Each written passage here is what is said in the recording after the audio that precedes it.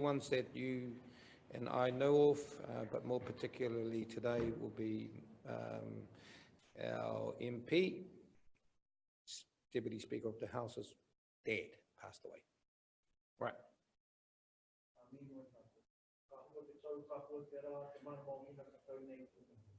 Whakauru pū, whakauru pē, te whare pākauru tōpito kia tū kia rongo kia mārama. Pai oi o te ke tūauri te mata pūtahi ngā paki tū, ngā paki ora ki ngā wai puapua kia mahia ki te ora o kini o tamakatū. Hōhiri ki te puna wai ora tāne tokorangi toi tū, toi ora whakotinuku, whakotirangi, whakaora kia mai. A whanau tau mai te mauri, haumi e hui e i tātai. Tēnā tātou. Minute of silence. Moment of silence.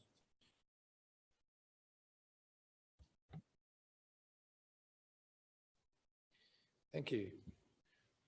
Full house today. Great, thank you. No apologies. Mr. White, welcome.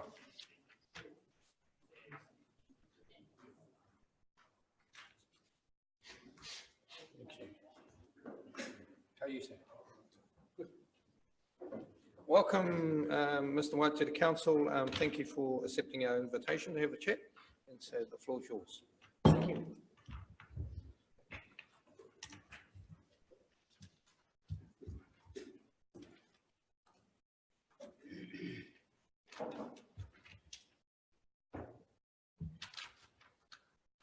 My name's Phil White.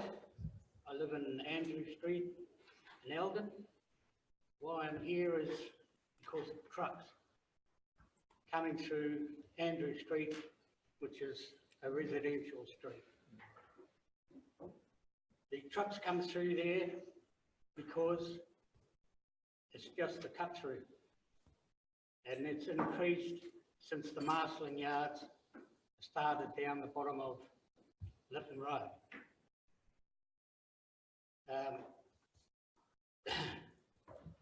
The decision to make the marshalling yards down there, I do not know why. They come through all hours of the night. They get their logs done, probably come through this side of town to Lytton Road, get their logs done, and then come back through town. I always thought we were trying to get the trucks off the roads.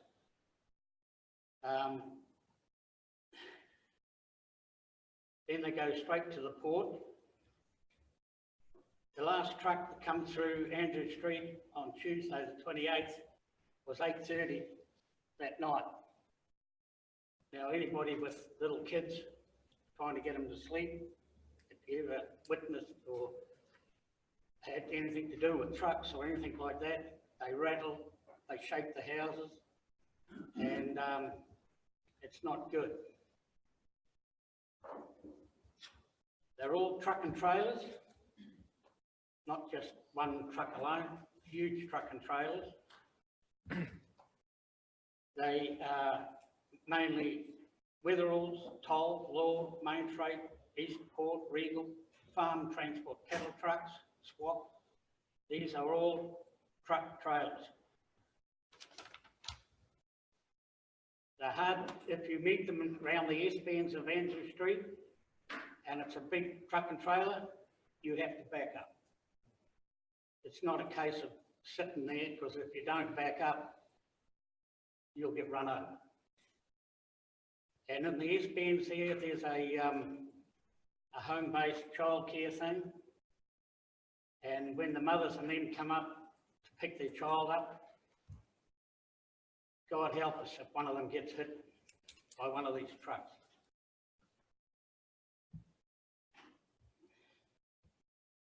The diesel fumes from these trucks covers my house and the soot. And my wife has a bad lung disease and it's affecting her very badly. As a ratepayer, I would like something done. Thank you very much. Thank you, Phil. Are there any questions from councillors? Councillor Foster. Yeah, but, how many trucks a day would you? Well, this morning there was 11 that came through this morning.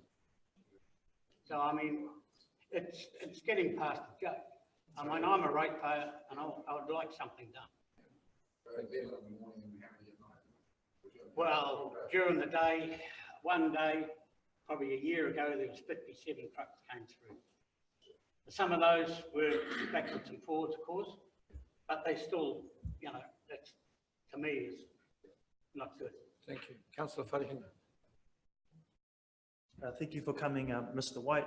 I did want to know how much of the other community have you spoken to on your street in regards to this issue? Quite a few, but they're all, I said, come along to the council thing, or, you know, they're pretty hesitant, or they don't like to be called a shit stirrer and all that sort of stuff. So it's hard to get them to come.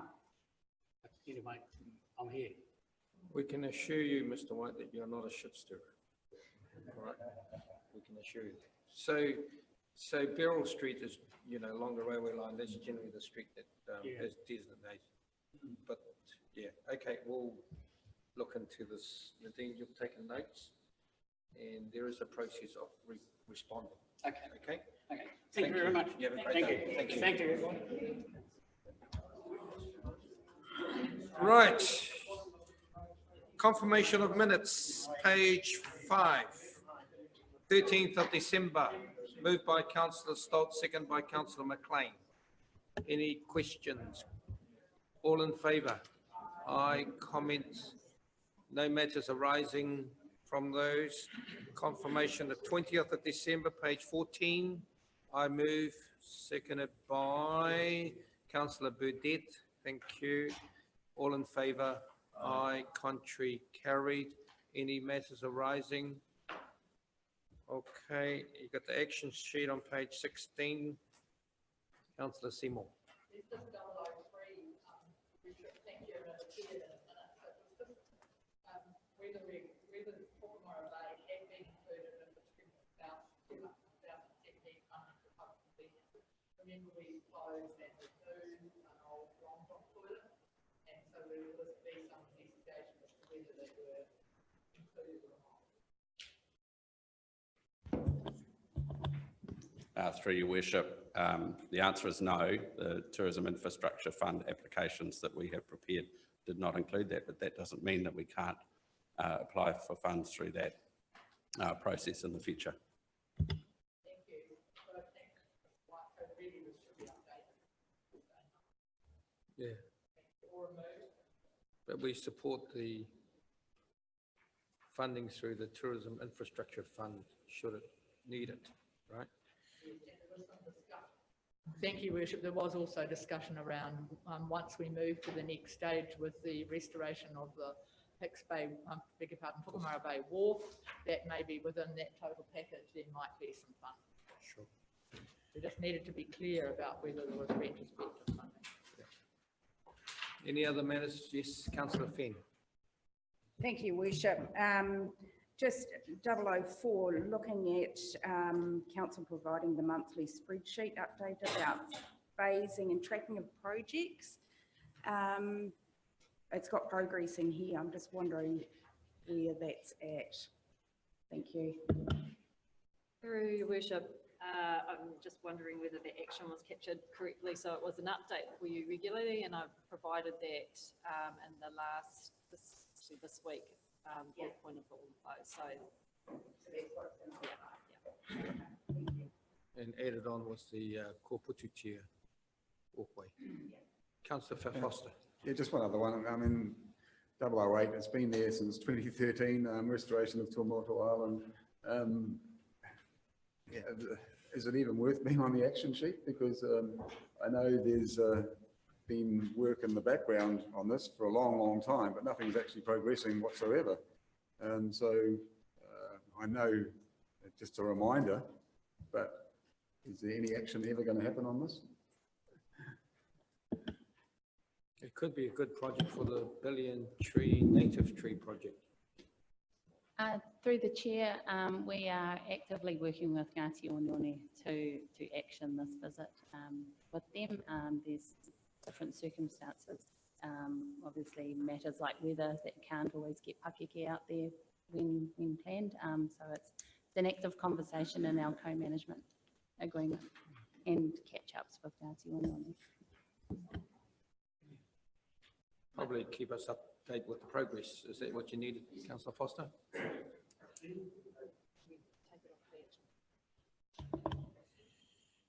Right, well, it's an interest for us to progress that. Any other matters from the action plan? Kāre anō? Okay, governance work plan placeholder, page 18.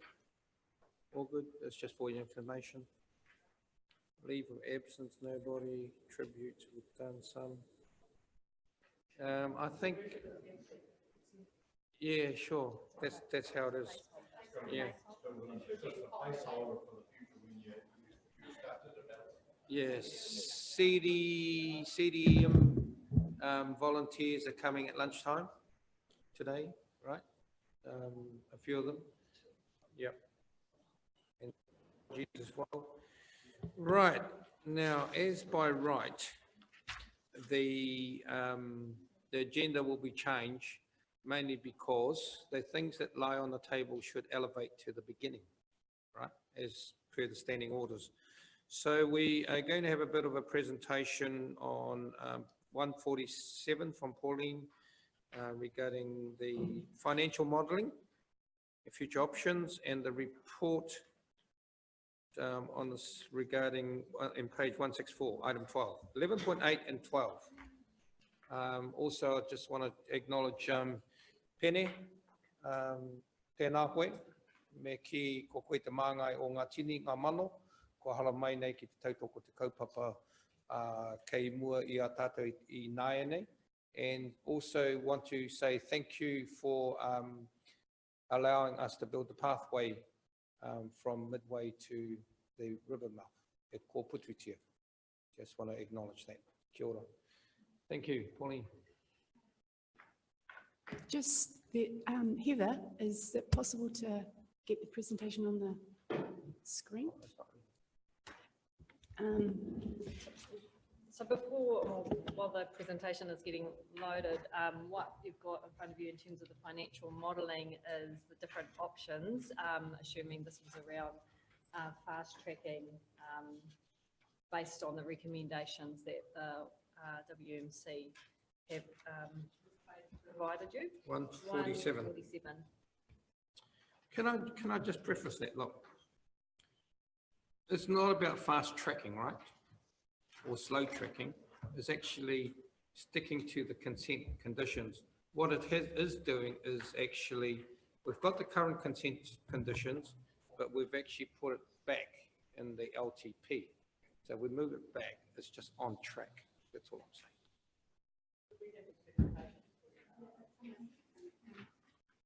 saying. It is, and they're going to be handed out as well. So you've got reference. Basically, the presentation is just taking most of the graphs that you actually have within the paper, but it's a little bit easier to explain when we go through it on the line, so we can go through the individual things and how it was worked through. There will probably be, just to clarify, on page 148 with the recommendations, it says 2D, review the timing and prioritisation of projects for the 2021 to 31 long-term plan. But it will probably be, just to make sure that's clear, because it was not clear. So it would have an extra bit which says, so as to be within the financial strategy 5% rates increase. So it's just, that is what that further part is saying that that process will do. So they'll just clarify the position of that recommendation. So Do you, just talking about the 5%, is that a sort of like a indicative number? Because that's what you will be working to. If someone said, oh, why don't we work to 3? What, you know what I mean? Because if you're setting something in concrete that the modelling is based on what is actually the cost coming through. And so while we're modelling with all the new, where they lie and the years that occur, that is sort of saying, if you're saying, can we get below that, the actual physical costs, you would virtually you've got 325K of what you currently got. If you said that I'm going to reprioritise quite a significant amount of the work that we're doing, you either are making perhaps that decision, if you so choose, is there a reduced level of service or is there a significant thing? So, yeah, exactly. Okay. So, as I said before, this is basically just what was in the paper, but I just thought sometimes it's easier to explain on the online. Okay, so this first one is just actually saying what were the scenarios and what did we actually put into our against our long-term plan. If you refer that, if you get a little bit confused there in the assumptions in the back of the appendix, this says 3 scenarios, but in actual fact, the second and the third scenario actually equates to scenario 2, which we say that slower delivery. Basically, the only difference between those 2 scenarios is a 200K additional provision for consent costs, but the timing and everything is exactly the same. So rather than confuse the issues, we thought we would just amalgamate one as under one scenario. Can I just ask a question about the consenting costs, please, Your Worship? Because when I read the paper carefully again last night, I note that it actually says something around that there some average consenting costs were taken as if it was only an estimate. And that bothered me because everything we touch seems to cost more than we expect. And so it says here, 3 assumes higher consenting costs due to a longer time frame delivery. And yet it says on one of our pages that it would just assumed regular consenting costs, which may not be accurate. So that was the scenario that this is on number 9 on page 149, assumes only standard consenting costs and did not allow for any provision of higher costs if there were delays in granting the consent. Therefore, the LTP project costs could be understated. So have we got a whole lot of variables in these documents? Why don't we, let's go through the presentation first. Yeah, it'll become more clearer, I'm sure. Okay, so and this one's just to get you an idea of the options. The first one says long-term plan, and on the first part it says that it is 24.4 million, which is what we've got in the long-term plan.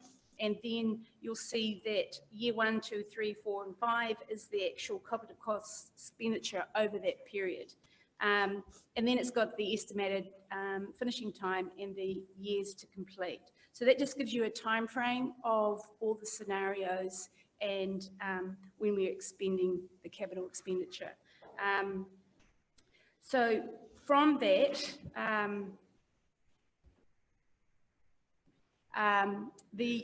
the original assumptions, it was basically, and as it says in the paper, everything that was in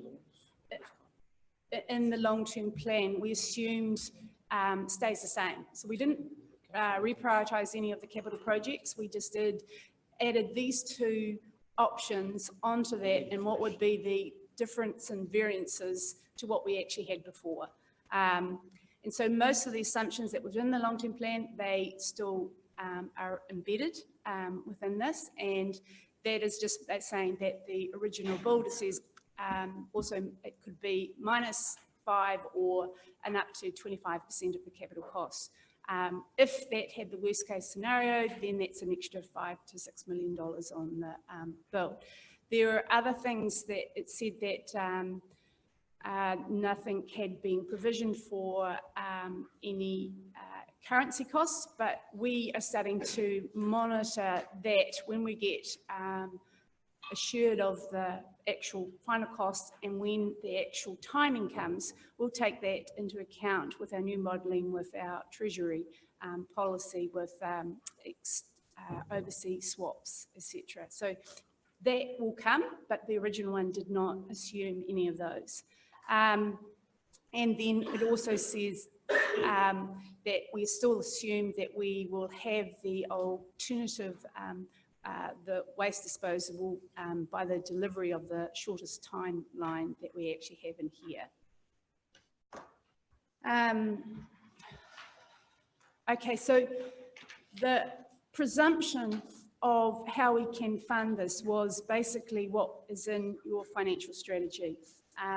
Your financial strategy, you had built in some resilience with it, in that the top line, or the red line all across there, is the cap on the percentage increase of rates on the previous year, which is 5%. And the blue line is actually what the long-term plan stated would be the rates. And the green is saying, what are we under the 5% cap, the red line. And when in the initial, it was trying to quantify what would that be if we smooth some of the, or pre-fund some of the rates application. In the next year's annual plan, that's about 100K that we included in the model, and it is one of the options. And in year 3, which the amount is the greatest under the 5%, is about a 600K difference, but the model, when I put it into there, it was 500K. So we've got, one of the options is 100 and 500. So that's the presumption that we actually had for looking at ways to fund it.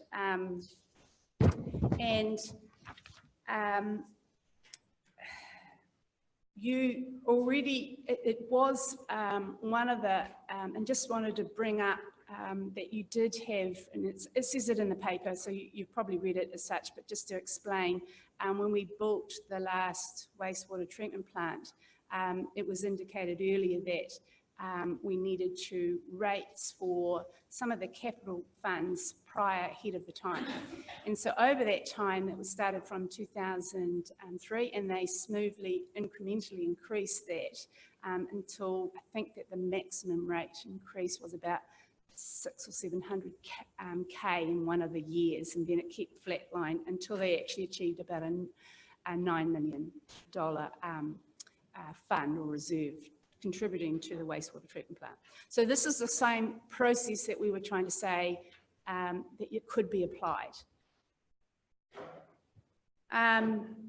So while it also says in the paper, did we actually look at anything else? Yes, we did. And we looked at the ability of our own CCTO or other external providers.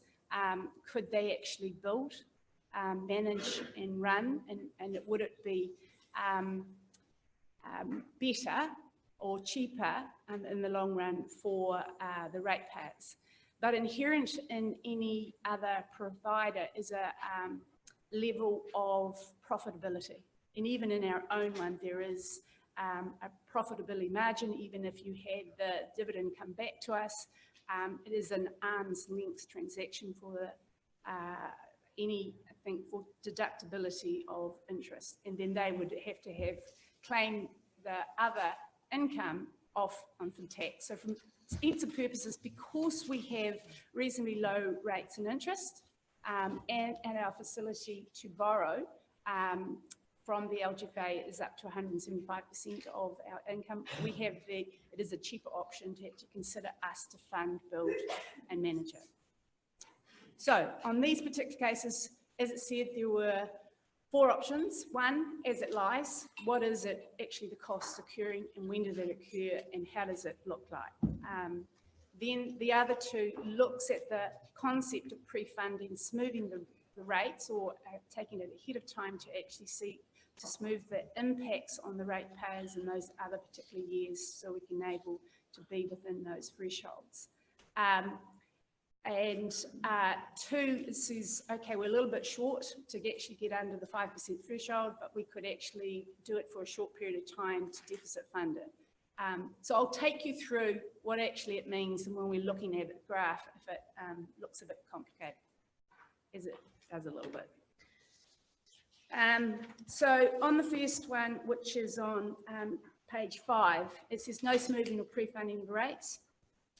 As you can see, they've got the 5% threshold, and in years 2022 and 23, under the other two scenarios, the 5% rates increases would be over that. So you would have the fast track has the more of the impact, greater impact, and there's 5.6, and in the next year it is 6.6%. So that gives you an indication of what it is, where it is before we do anything else. In the next one, it's pre-funding and deficit funding. Well, in this particular case, as you see, in years 2 and 3, it's got, it's pre-fund, it says 4.9 and 4.8. Now, at that assumption is that currently when we had the information for the annual plan, draft estimates was 4.58%, but allowing for the cost of the fast track, or the cost of where the capital comes into there, there's a little bit more higher interest. There's a little bit assumption of maybe that the ground lease of say 3 months come into effect. And then we've also got 100K for smoothing the impacts of the rates. Now that equates to, for your reference point, and I can go back to that later, and I don't want to confuse the issue here. What we said it was and what it is now, for those city rate payers that they would be targeted rate for, we're talking about $16 to $18 more than what we had said before in the 4.58, still per annum. Okay, so that's the increment for what we actually gave you the draft estimates in finance and audit, the previous one. So in the when you see in year 3, which we saw before that, and the blue line is what, again, you're mapping against what the LTP says. So the blue line on that bar graph shows that we were about 3.26 by pre-funding the 500K. It's not the full 600, it's 500 because we still a margin of 100K for other things, but that comes shows that we're pre-funded there at 4.8. What we then do is year 2023 is the issue where the other increases come through because of those pre-fund 100 and 500 and 600. We bring it back in, and that smooths the impacts of it.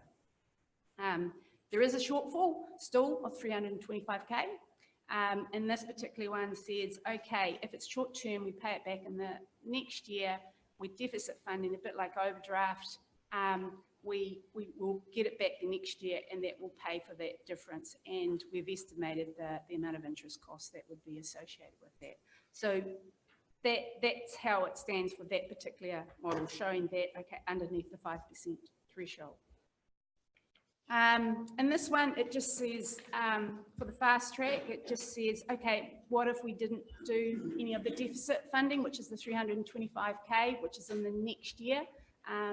And it shows that for the fast track, that will be a little bit over the 5% strategy. And it just shows that's where it lies, that is what it is. So in the last one, what is basically saying, yep, we can pre-fund, we can smooth those effects, but we still have an issue in 2023, but realise that the long-term plan, the next long-term plans comes into account, that the reprioritisation or timing of some of the capital projects could release some of that pressure of the 300 to enable us to be 325K under, and then within that 5% cap threshold to enable us to show it through. So it just says, gives you greater flexibility. You're coming into another LTP, you can have that opportunity to rephase it so you're under those pressure points. And this one says, what is debt? So basically debt didn't change anything apart from when we said we would deficit fund and the option of 325k. It looks exactly the same, you can hardly see anything different. But what this shows that we've got two thresholds in our financial strategy for the long-term plan. It says for the first 3 years that we will be under 85 million. And then from years 4 onwards, we have 105 million external debt threshold. This shows that the pressure from fast tracking it, that we will be over the first threshold in year 3, 91 million from the 85. In terms of where does that fit in what we said we were going to do in the long-term plan, what does it constitute and how significant it is in the decisions? As it said in the paper, we sought a legal opinion on what this would cause and what does it actually mean.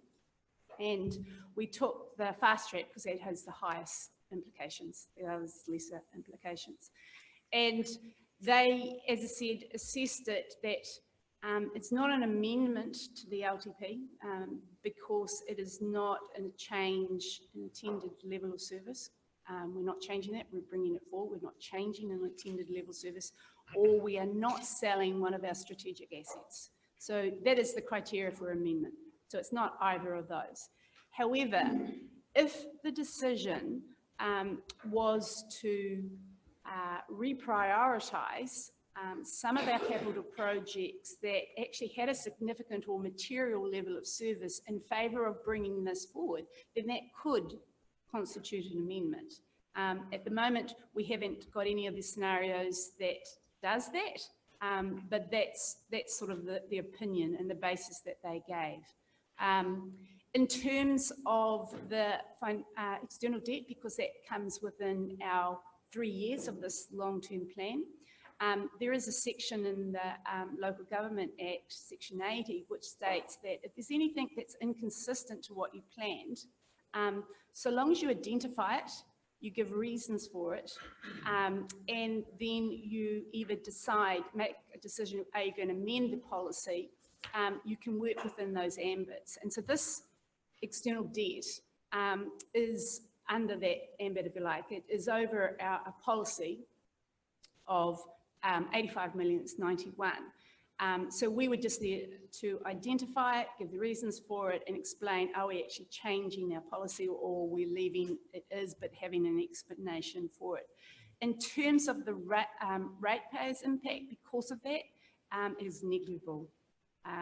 As you can see, it's under even that 5 million, it is negligible. But you've sought the legal opinion. Yes, Thank you. definitely have.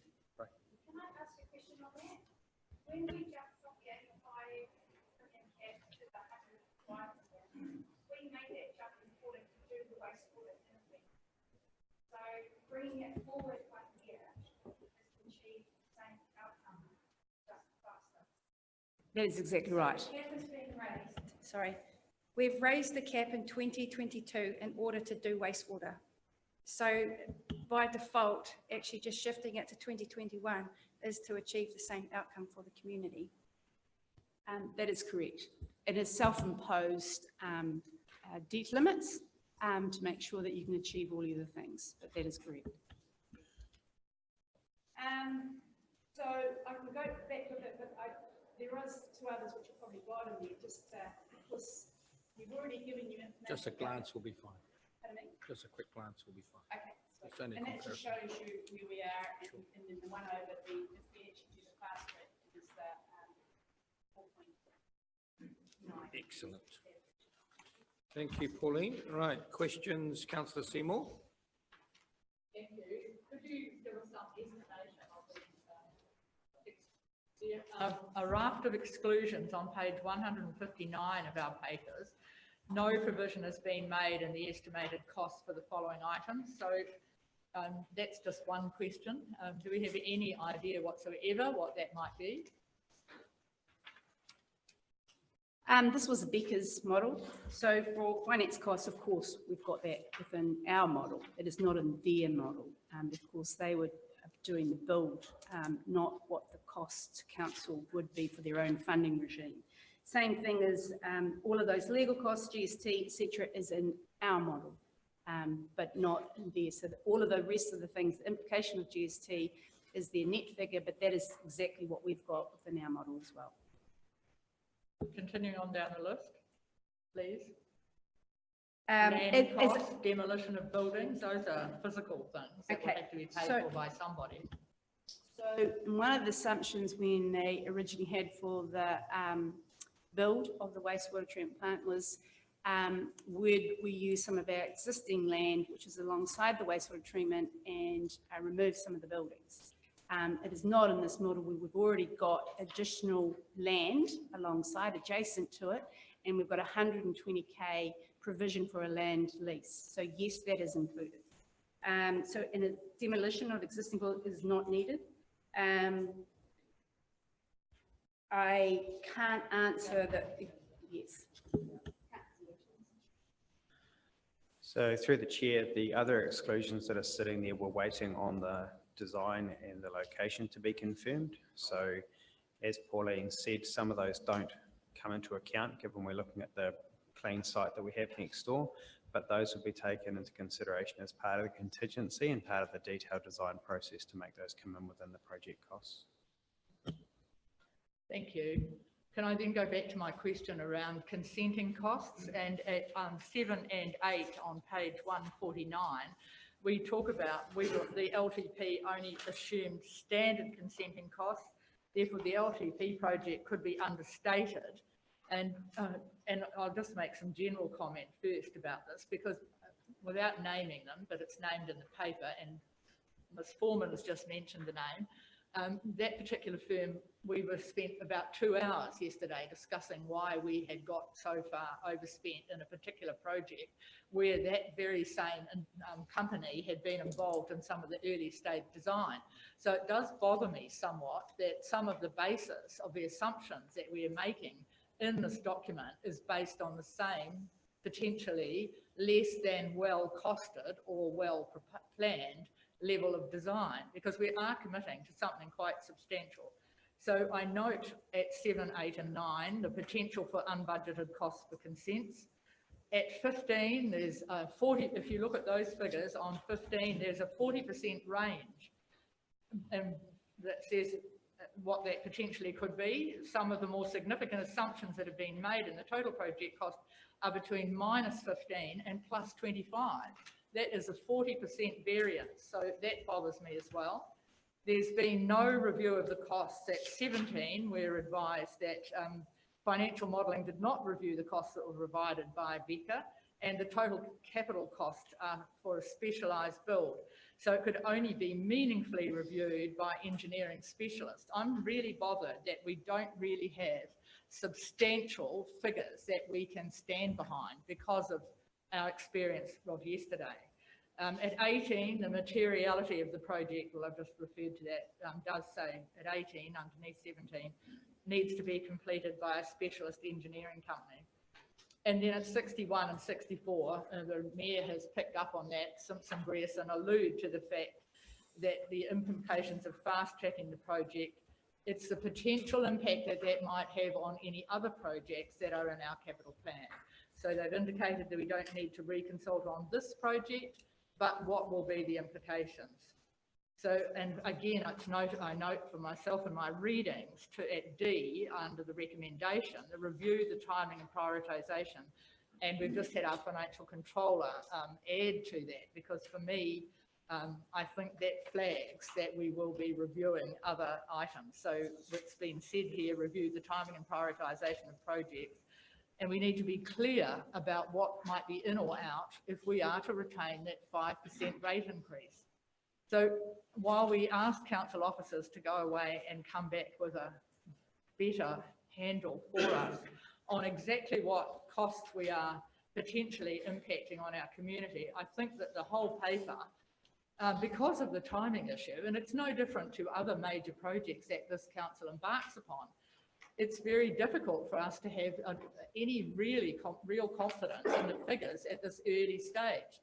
So now, and I acknowledge the gentleman in the room, appreciate that the work that has been done by many people over a long period of time to get us to this level, and the will of iwi to see that this is fast-tracked. My real concern about the whole of the paper that we've got in front of us, that potentially it isn't being as transparent, and I know it's as much as you've got at the minute, but we will end up reviewing where we went wrong and what we overspent, just as we spent 2 hours yesterday doing exactly the same thing.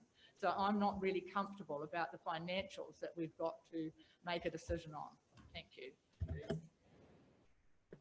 Through your worship, the issue really is this is going to be an issue even under status quo around the variance in terms of the costs for the type of project that it is. So you're still going to have that 40% variance under the current status quo. What we've tried to do here is acknowledge that there is a recommendation and a desire from the Wastewater Management Committee that is asking council to speed up its process, and this is the way that looking at how can you do that in a way that minimises the impact on ratepayers. This, with all the best information that we have at this time, we have provided those options. So, yep, acknowledge that there is large variances in here, but as I said, it's going to be the same anyway under status quo.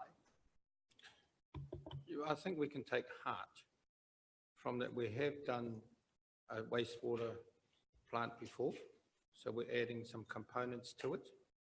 I think we can take heart in terms of having that library build review, and so there's continuous improvement in processes and identification.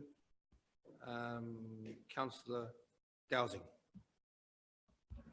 Thank you. I agree with Councillor Seymour's concerns around the financials, in that I cannot see, I can't see a sensible way forward without producing all of that information. However, this is the process. We are bringing it forward so that we can go into detailed design, and we're bringing it forward so that we can move on from the current amount of information we have. Essentially, all that we're discussing today is how we manage to get this moving along, because it's currently set at a future date that doesn't meet commitments of council, which is to meet our resource consent. So I acknowledge those concerns and I absolutely support them, but it doesn't affect today's decisions, which is to move this project forward and to bring it into the timeframes of the consent so that we meet our legal requirements, meet our community aspirational requirements, and meet our social requirements. Yeah. Yeah.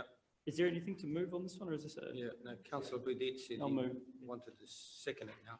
Yep. Right, moved by Councillor Dowsing, seconded by Councillor Burdett. Councillor Stoltz. I've got a specific question that I want to ask on page 158, paragraph 61, but before I get there, when I read this paper and reread it, I thought it was quite ironic that we expect our residents and our businesses to comply with their consent conditions, and then we are trying to manoeuvre ways. And we've got valid reasons because we've got financial concerns, but before I support this, and I do support it, I support us complying with our consent conditions, but on page 158/61, it says in the Simpson-Grierson report that there will be implications rephasing water activity reports. And for me, wastewater is part of a bigger work program to look after our ocean and to look after our waterways. So Drainwise to me is a project that we cannot push aside because it works alongside our wastewater project to keep our oceans and our waterways clean. So can I be assured today that the wording in paragraph 61, which says rephasing water activity projects, will not affect the very important work that Drainwise is playing alongside our wastewater activity? Because to me, those two need to go hand in hand. They work in the same direction. Thank you. So the reassurance is that if that were to happen, that's materially going to impact on a level of service, in which case it would be amendment, in which case you would need to approve it. So there's an approval process if that were to happen. Councillor Finn. Thank you, Worship. I actually just have a question. It refers back to what Councillor Seymour was saying around if we fast track this and we do this, what other projects is this going to affect? When you look at the next paper, which is the annual plan, it does, am I right in thinking that, where are we? We're on page, I think it's 26. The deferred projects that it's got there in the annual plan, which will alleviate the money that we're needing to bring this project forward. Is that correct? Yep, Yes? yep. So So that's the projects it's going to affect? yeah, I would suggest that the council be front-footing this review that's coming up in the next couple of years, rather than wait for the time and then suddenly everybody panics, that you actually start saying, well, these are our core priorities and our core values that we wish to actually do, and these are the nice to do things. Hey, and so you have a list. So Councillor Wharehinga. Oh, can I just Okay. supplementary to that? Sorry. So Yep. just for clarity's sake, we're looking, what I'm talking about is Tarahiru, Hazeman Road drainage, Campion Road wastewater pump, that stuff. That's being deferred, right? No. Oh, I just see page 26. Yeah, I'm talking about, it is in the next Yeah, no, that's report. fine. Yeah, 26. Yeah. So if you do a little bit more forward thinking and find out about the annual plan here, it does actually, I'm saying are these the projects that we are going to be looking at to do wastewater? Because I'm okay with that. Through Worship, they are the ones that were identified that they were not ready to be done next year. So those are the ones that we already said within the annual plan, they're not ready to be able to do, but if it needs to go in the following year or whatever. So we're not reprioritising, it's just that those projects in those particular cases were deemed, but that information has still got to go to finance, to assets and infrastructure with regards to those too. But yes. So really it should actually say that if this is a reticulation payers project, so those people that are reticulated to the model, it should be the projects in that reticulated area that should be actually reviewed. Because the people that are living on the flats, they're not paying towards this, right? Nor are they really affected other than emptying their septic tanks in future years. They generally say a small portion. Yeah, I just did say that, other than emptying their septic tank and when they do that. But their projects of drainage and bridges and roads and all those other things should not be actually be affected. It should be actually only in the reticulated area.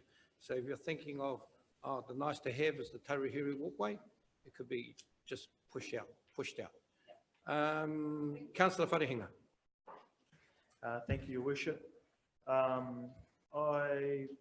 We need to abide by our consent conditions. We have heard for a long time from our community that we need to abide by our consent conditions.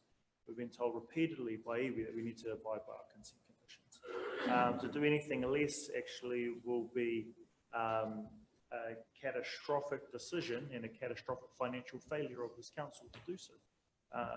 If we were to do anything different other than abide by our consent conditions. We should be listening to our committees, because that's why we set our committees up, to do the due diligence and provide that thinking back to council. Yes, there are huge financial implications moving forward. That's not, as Councillor Dowsing has said, that's not what this paper is about. To me, this paper is us having a discussion about a future discussion that we should be having in regards to making sure we track the detail of these things to make sure it stays within budget. It stays within those rate rises, it stays within our debt cap. And that's what we're tasked to do today, and I'm happy to support this paper. Councillor Cranston, was it? No, Councillor Foster? Yeah, thank you. Councillor Foster, Councillor Thompson. Yeah. Well, obviously being on the wastewater committee, we've gone through this in depth, and I'm totally supportive of fast tracking. I think for the future of this community, the wastewater issue is huge. And I do have a question as well. I mean, all our figures that we've got at the moment are based on our current population. Now, if we have a population increase, and we have got predictions actually of a population increase of higher than what has been previously predicted, all depending on the amount of houses that are in the region, obviously. But at the end of the day, if we have more ratepayers, well, then these figures are going to change over time. We're looking at the next 3 to 5 years. So, if we had a 5%, it would be quite a good exercise, actually. If we had a 5% increase in population, and ratepayers in particular, obviously, that's going to affect these figures quite dramatically. So, to invest in our future is a given. I mean, if we don't look to the future and provide the facilities that this community needs, and having cleaner oceans and getting all the aspirations of all the community, iwi, ocean goers, we owe it to our community to look forward, not back. So totally support what we're doing. Thank you. Councillor Thompson.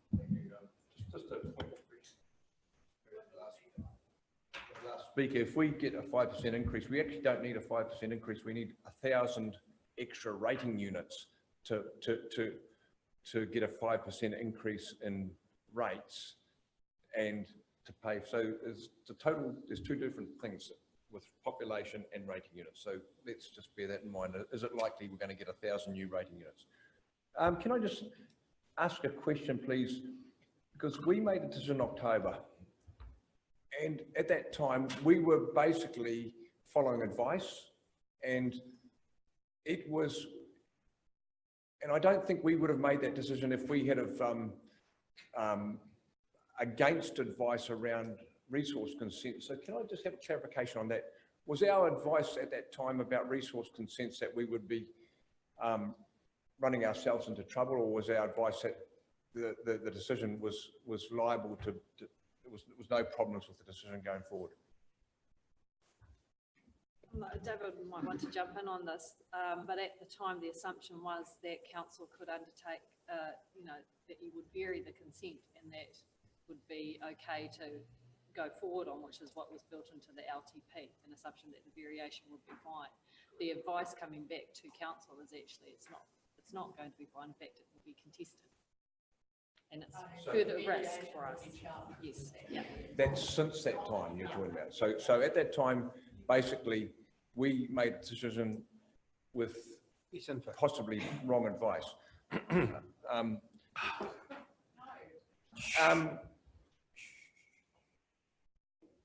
Also, there was a scenario that said that we require other people to live by their consents, and again, not quite right. Somebody's got a consent for something, they can apply for a variation. And whether it's accepted or not is a different thing. So, having said that, coming back to this costing thing, we've said it on fast track here on this one here. I see that the total cost of the project is 23,668. On our long-term plan, we've got 24,370, which means it's showing it as cheaper to build as fast track. Is that because of you're getting in before inflationary costs and all that? Okay, so we go through and we've had an explanation on how in percentage it might affect rates and so forth and so forth. And actual dollars and cents, is there somewhere in here, have I missed it, where there's an actual dollar and cent figure of the difference at the end of the day, like over the up to the 5 years, what it will cost in difference, rather than like I see you've done it how it would affect rates and how it would affect debt at that time, but a dollar figure in difference of what it will cost. I haven't actually got that, so I'll give you it straight off with regards to it, but you can see that the cost of the capital is less, and that's the effect of the inflationary effect. But interest costs and within the model, it is about 200,000 or 300,000 over for the periods. And while it is ahead of time, over the length of the course of the loan, and I haven't got it here, but I can get it back to you since I got it in the model, it is significantly, it is cheaper to do the fast track over 30 years of the length of the loan. but it is a longer term. So what we're saying, this is the implications of what we've got in our timing, but the fast track actually has less cost and capital costs, and then accruingly you will have less interest cost because of that. Through your worship, I just want to circle back to the advice part, that WMC have always been clear around the option, that the preferred option that council could take, and it is legitimate for council to have weighed up at the options and considered its financial situation, and that it was legitimate to also think that a variation could be achieved. But the advice since then, through a review that had happened post the LTP, had said actually it's a risk, and it's a risk, a very real risk, and we aren't prepared to bear that. So going on that basis forward, this is why you are now at this situation where you have to think about the fast track. So I just wanted to make that clear, that it wasn't on wrong advice. Councillor Akuhatapan. Thank you, Worship. I always think it's kind of ironic when the term fast track is used in council, when often councils don't really move that fast. Fundamentally, this matter is probably, in my term in the council, big decisions, and we are obviously beholden to our ratepayer to be fiscally, prudent. Thank you. This isn't just about money in the framework of what we have been tasked to decide for this region's future. We know for a fact that we are not going to meet that variance that we tried. We've been stalling. There's a need to see this bay no longer have waste go into it, because it's, for some of us, our fridge. And we collect food from it. Culturally, we know we have a responsibility in our partnership with iwi. And the Resource Management Act clearly states how important that is for our region's future and our nation. We are got to be really, really good stewards of the environment we live in. So I see our decision, as we have toed and froed in this space, we have come to an absolute need to prioritise this space. And our community wants to hear us take a leadership role in what we prioritise. Our mayor has said that. There are some things that are nice to have. They will just wait, because we will meet more needs in this community by saying yes to this today and stop stalling, because fast track means fast track. Kia ora. Kia ora. Thank you, Councillor Wilson. Councillor Dunn. Hey, Your Worship. What we're proposing, ACO, is that option number 4, pre-funding with reprioritisation. Okay, I just issue a word of caution. The LTP is a great funding tool, looking 10 years ahead and planning your infrastructure and all the other activities that we're doing and all the rest of it. And we show the rise in rates over those 10 years. And if you looked at that graph on that showed the pre-funding with the reprioritisation, which actually is the same as the previous one, but because the reprioritisation hasn't occurred. Okay, so the expectation is that by bringing the funding forward, those outlying years will, the rates will drop. Okay, and they drop under that blue line, which shows what the LTP is forecasting at this time. But I'm just warning you that, in fact, those graphs never look like that in the long run, okay? The experience is that when you actually get 3 years into your 10-year plan, you suddenly find there are a whole lot more costs. So being able to move some of the projects further out, you will find that already it's projected that those rates will be near 5%. So the reprioritisation thing may be very difficult. I suspect that you won't find too many projects that you can reprioritise anyhow, because I have the feeling that we're actually doing the basics and that everything in the LTP has to be done in the order that we already signalled in the LTP.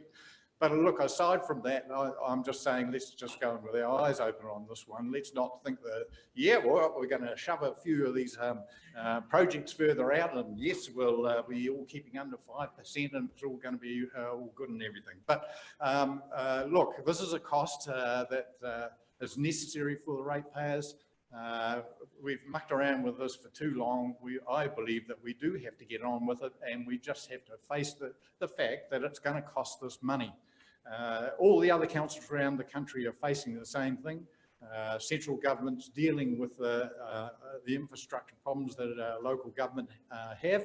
And obviously they're looking at different ways of funding it. Good luck to them, because that's been done so many times before, but they all walk away from it. It's too hard to do. But I think that we're coming to the crunch point where central government is going to have to help with some of this infrastructure. But yes, I do support the recommendations, but let's not think this is going to be a silver bullet with the way we're going to do it. Councillor Dunn. Yeah, I was just going to say two things. It's 2019 and we only have a part wastewater treatment system. Stage 1 has been done, stage 2, which is disinfection, for the purposes of protecting public health, needs to happen. Wastewater treatment, if we look back over history, has been reprioritised or short-tracked for decades. It's been pushed back, it's been delayed. So today we are saying we want wastewater treatment to be one of our biggest priorities, and I fully support that. And having been on the Wastewater Management Committee, we get a real clear sense that it is a priority for the community, and especially for public health. And I don't want to lose sight of that. Disinfection is about protection of public health, and that's why it's so important to take that step. So I fully support the recommendation.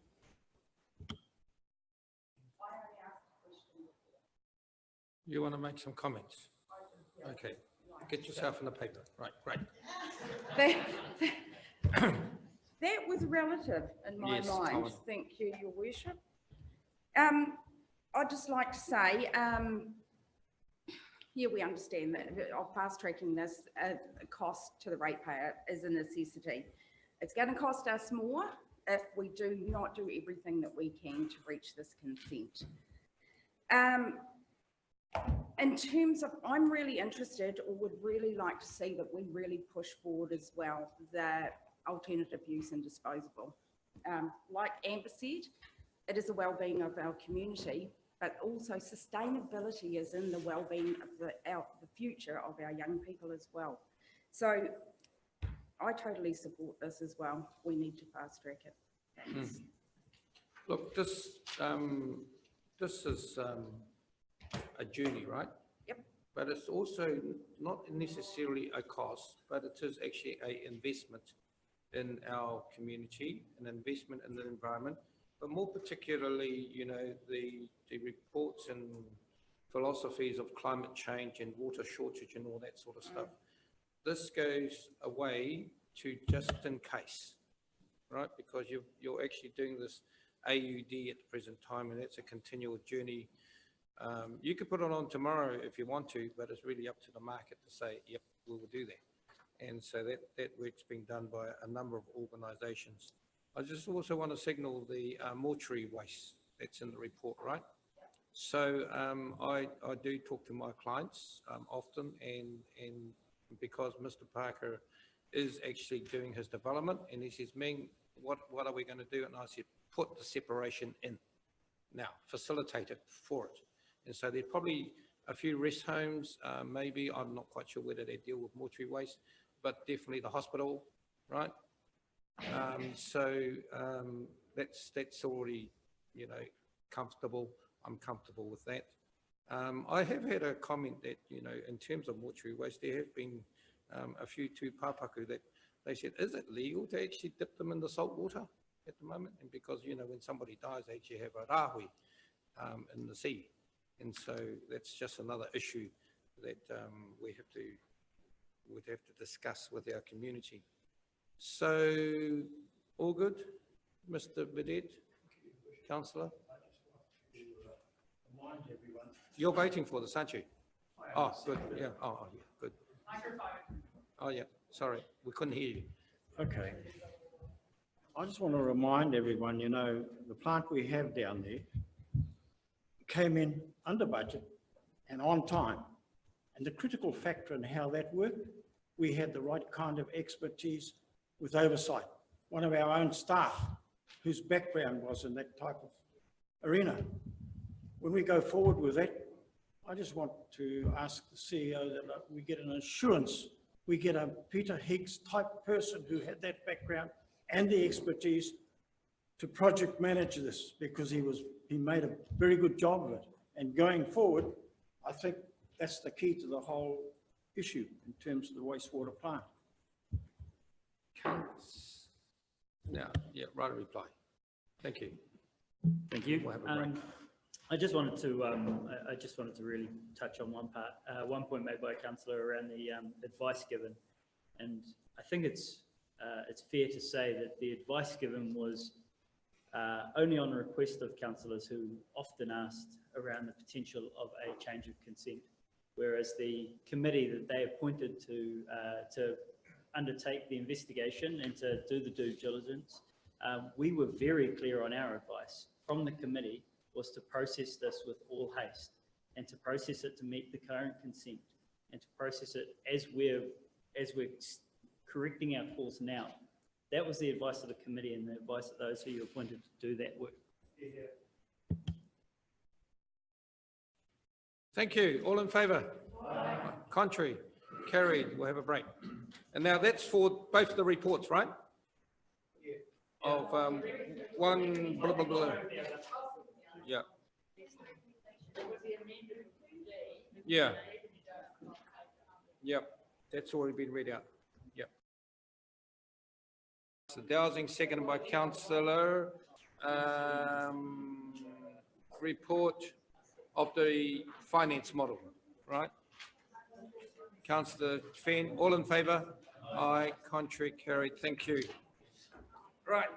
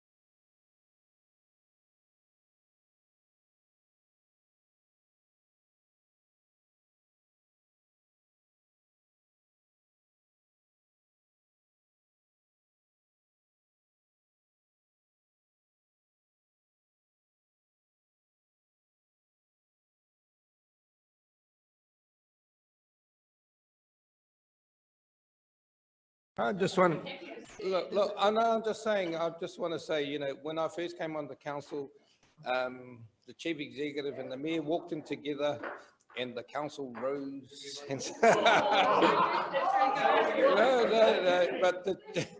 but I didn't mind because, but the chief executive felt that they needed to be elevated at that time.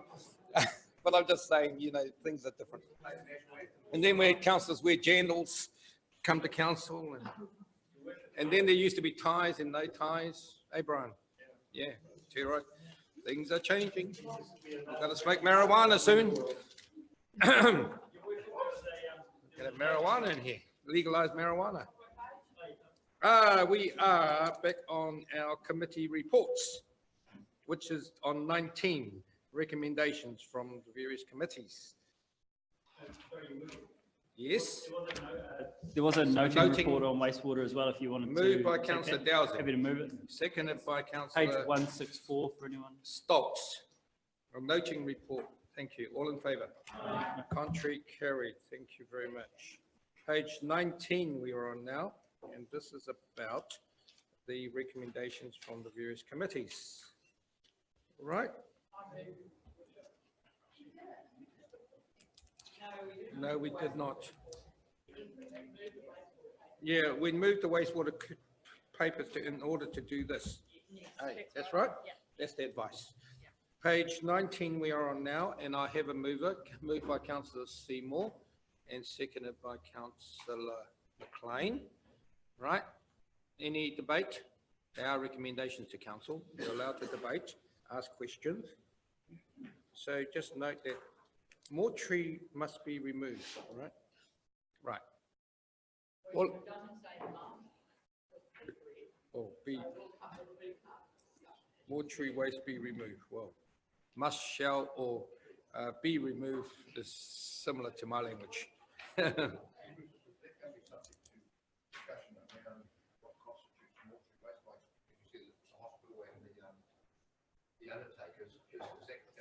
That will be defined, wouldn't it?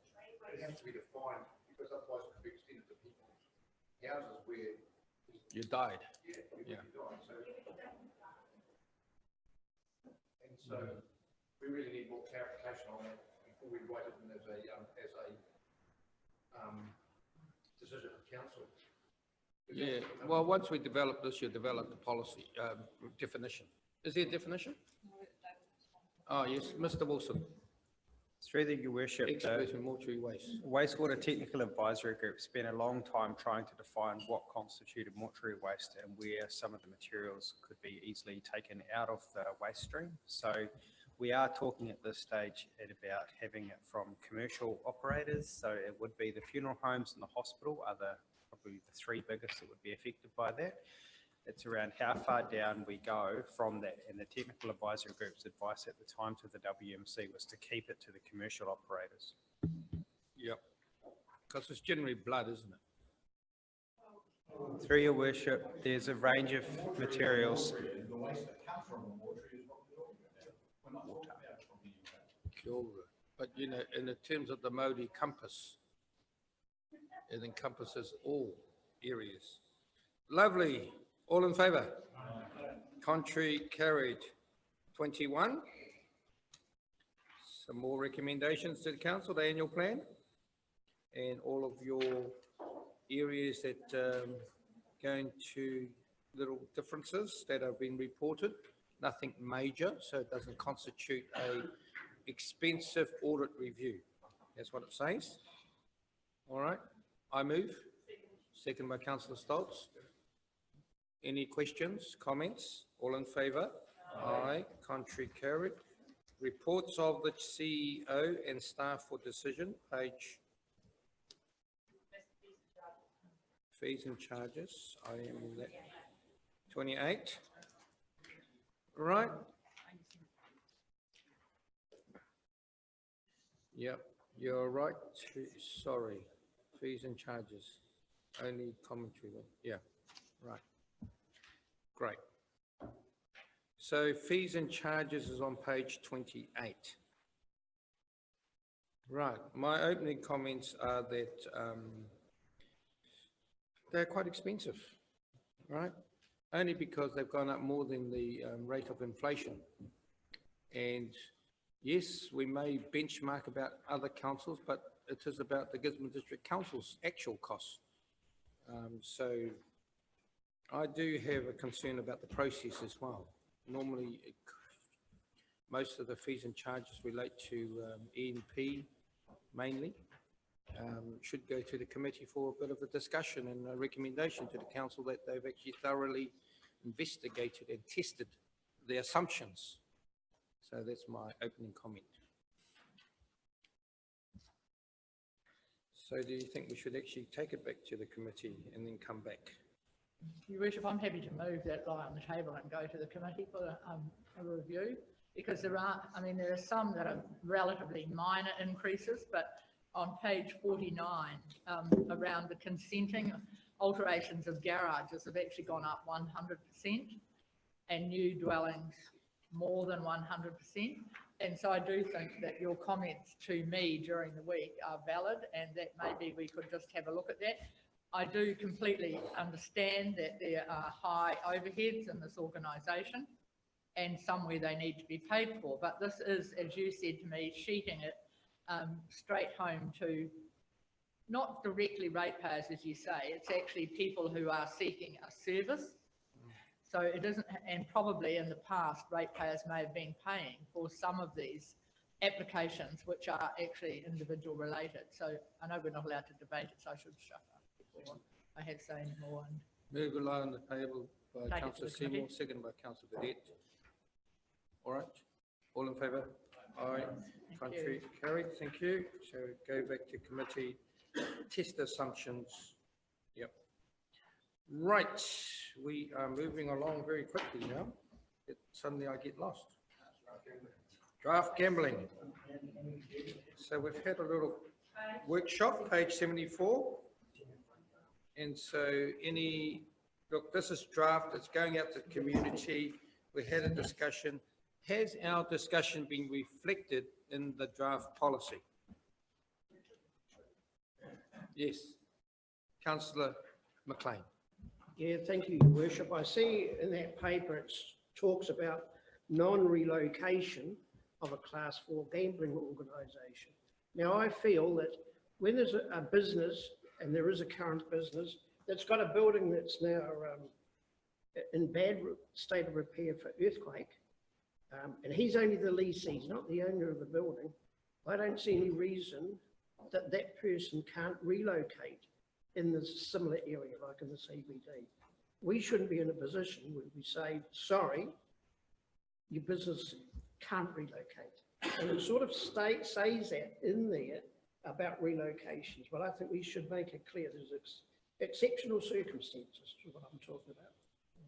And this guy not only runs Class 4, he runs darts, he runs social events, he runs a nightclub. Yep. And he's been established a long time. And I just feel that there should be an area in there for exceptional circumstances.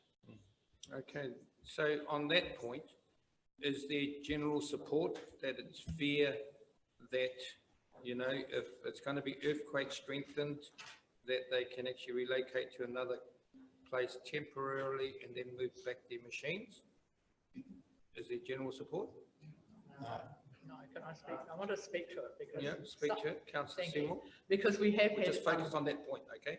No, just on that point, yes, right, it's absolutely just on that point, because in the beginning, our policy was that you couldn't relocate, the first gambling policy we had. Then we brought in response to not dissimilar circumstances, that there could be some relocation. Then we had a good workshop discussion around the draft gambling policy, and we arrived at what you have in front of you now.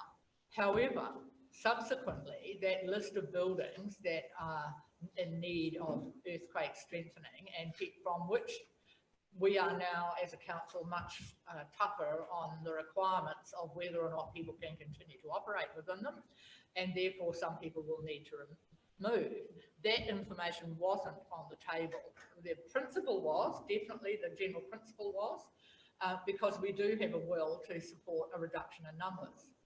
But now we have brought in a different arbiter with respect to the property owner, which is what Mr. McLean's outlined. So I just think we need to reflect on that.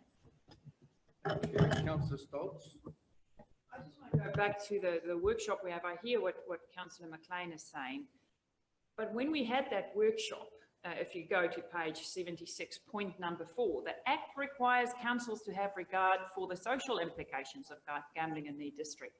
So on the day that we had that workshop, I thought our whole strategic vision was to say we are trying to limit the harm of gambling in our society.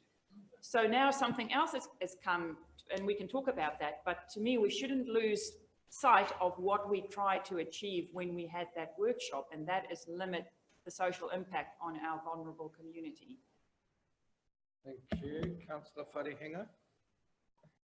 Thank you, Your Worship. I'll stand because this place is a very important place. And we're a very important council, as the Mayor had alluded to before. I am happy to move this paper. I'm actually not in favour of making any adjustments to this draft gambling policy at the moment, because we already did the prerequisite work to go into this draft gambling policy out for community consultation. If there are people out there that feel that those things need to be changed, then they submit like everybody else, because that's what this is about. This is about defining the process. We came to an agreement that this is the draft gambling venue policy, and this is what should go out to for consultation in the community. It may turn out that there's only one person that submits in regards to the relocation policy, and to be quite honest, that wouldn't carry very much weight for me personally. However, that's what this whole process is about. It's about going out to the community and finding out what the community wants. And that's where whoever that one person is, that's the process that they can engage in. So I'm happy to move this paper, Your Worship. Thank you. Right. So on that point, I just need a show of hands whether the point that Councillor McLean brought up has any support, because if it doesn't have any support, then we carry on.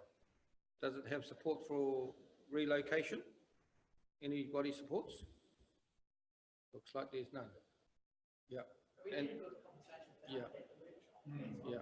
As much as how you feel, and but just I remember a long time ago about meditated or self-interest type thoughts set around the table. Just be mindful that when you debate this issue, that you are generalistic and are neutral, right? Because you've got to give the community fair input into it so that you're not prejudging, all right? So I know what you said, Councillor Wharehenga. So just note that. Councillor Cranston. Yeah, thanks. When we were discussing this, it was an issue with the relocation of a business that was existing. And the argument in the end did go along the lines that the perception that we were ruining that business was not absolutely accurate, because they can still relocate their business. They just have to look at their model. And if the gambling machines is an incredibly important part of their model, then as a council and as a community, we don't support their business model. But they are still able to move that business in a model that was more acceptable. If anyone wants to really get a handle on the damage that gambling could do, there's a thing on demand at the moment called Broken, and it's exceptional insight into the damage that gambling is doing.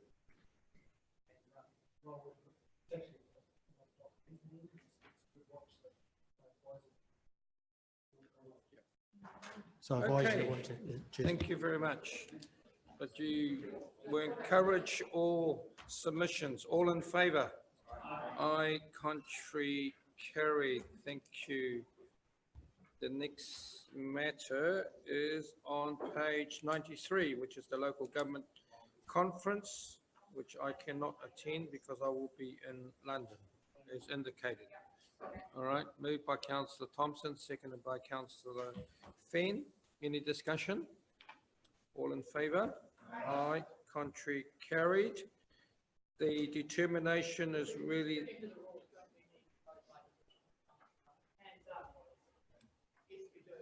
Well, we haven't chosen anybody yet. Oh, sorry. Yes, sorry, I didn't.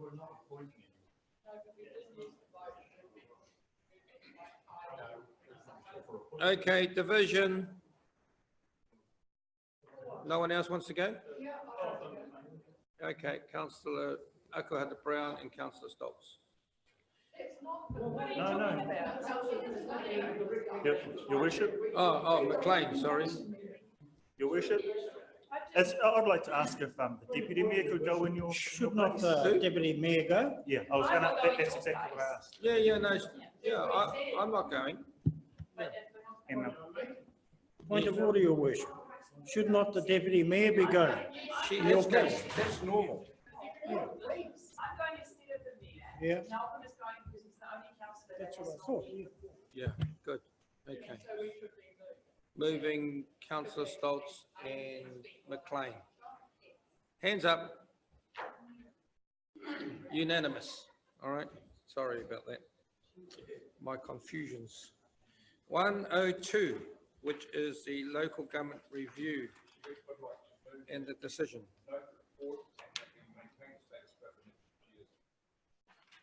Thank you. Moved by councillor Thompson, seconded by councillor Cranston. Any debate? Councillor Foster. Yeah, thank you. I would be inclined not to maintain the status quo for the next 6 years. I think there's been a lot of public support for what we actually promoted for the representation with the community boards. Me personally, I don't know if we needed the community board in our city, but the rural community boards were definitely a popular call by a lot of sectors of the community, and I would like to see that we have to maintain the status quo for the next 3 years, but I would like to see us review it after 3 years with the new council. Right, councillor Dowson. Thank you. I also support councillor Foster's sentiment. This council actually chose an alternative option. We did choose to have community boards at a lesser number. I think that by maintaining the status quo for 6 years is actually representing the minority of councillors who voted against it. I think that in the next triennium we could have we get the opportunity to invest more time and consultation into the preferred option of council. Councillor Akuhata-Brown. Thank you, Worship. And again, along the lines of our councillors beside me, I too agree. We are in a constant change space, and this nation is undergoing some major changes in the thinking around governance and the way we are representing our regions at local and national politics, really. So I think it's important that we aren't seen to be sticking with a status quo notion simply because it's been that way. It's really time for us to consider best representation in these spaces. I've only been here 6 years, so I'm still technically a newbie, but in the time I've been here, it would appear that moving forward and change, there's a resistance, and I think that there's more now, as Councillor Foster has said, movement in our region for change, and you know, it's going to come, and so I'm really excited for that. So I don't believe we should maintain the status quo for the next 6 years. There's 3 votes for, speeches for. Any against? Councillor Burdett, no? Right? Against the 6 years? Yes. Councillor Wilson. Yeah, Worship, I would support looking at it again after 3 years into the next council that comes after October. I felt that, that there was a case to have a look at it. I think we didn't prepare ourselves very well last time round. We didn't really look into the community board thing, and I'm not really fussed that one way or the other with the community boards, but I believe that the council didn't do enough work or direct our staff to look at what a good representation arrangement would be, and really it seemed to me that we went with a scenario that was a pretty last sort of pick out of the hat arrangement, And it didn't surprise me that in the end, the Electoral Commission didn't go with it. But if, look, any democracy needs to review how it has a democratic arrangements. You just don't put something in place and expect that to be there forever.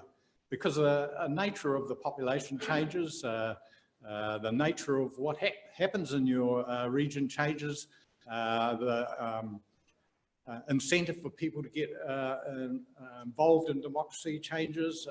And look, the whole dynamics within a community, especially these days, with communication so much more available with all the media and all the rest, internet media, I think it does need another look at and a much better process actually put together for the next time round. Who's for the 6 years wants a speech? Yep, Councillor Thompson. Oh, okay, Councillor Budi. Given that I was the only group council here when the original decision was made, I was. Don't worry. And common sense has prevailed, it's come from the Electoral Commission. I would like to see it remain in place. Thank you very much. Right. Now, I haven't had any indication as to what it's going to be if it loses. So what is it going to be?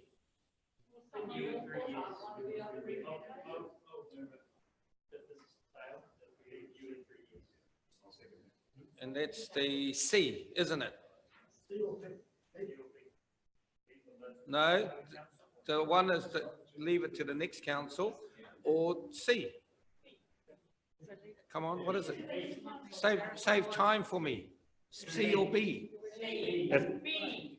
Well, he's D. C. Well, it helped if I clarified what the recommendation means. So people can decide what they want to. One is C. Well, they'll have to redecide whether it's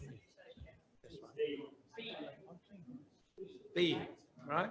They're going to leave it to the next council. Yes, to decide whether they want What, to to review it 6 in or 3 years yeah. or 6 years. All right, Yes. that's democracy Yes, that is democracy.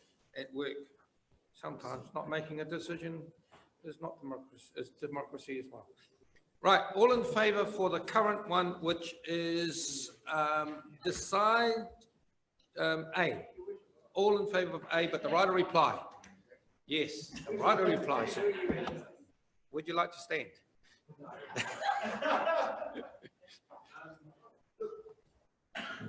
We've been through a big lot of work just now, and it backfired against us. It came back, and we were told in no uncertain terms by the Commission that we got it wrong. It was just, we got it wrong. You hadn't taken enough interest and notice of a whole lot of things. Now, we are required by law to every 6 years to do this work, and it's something that we've done every 6 years for the last 18 years that I've been here, and that's how often it's reviewed. It's a requirement of law.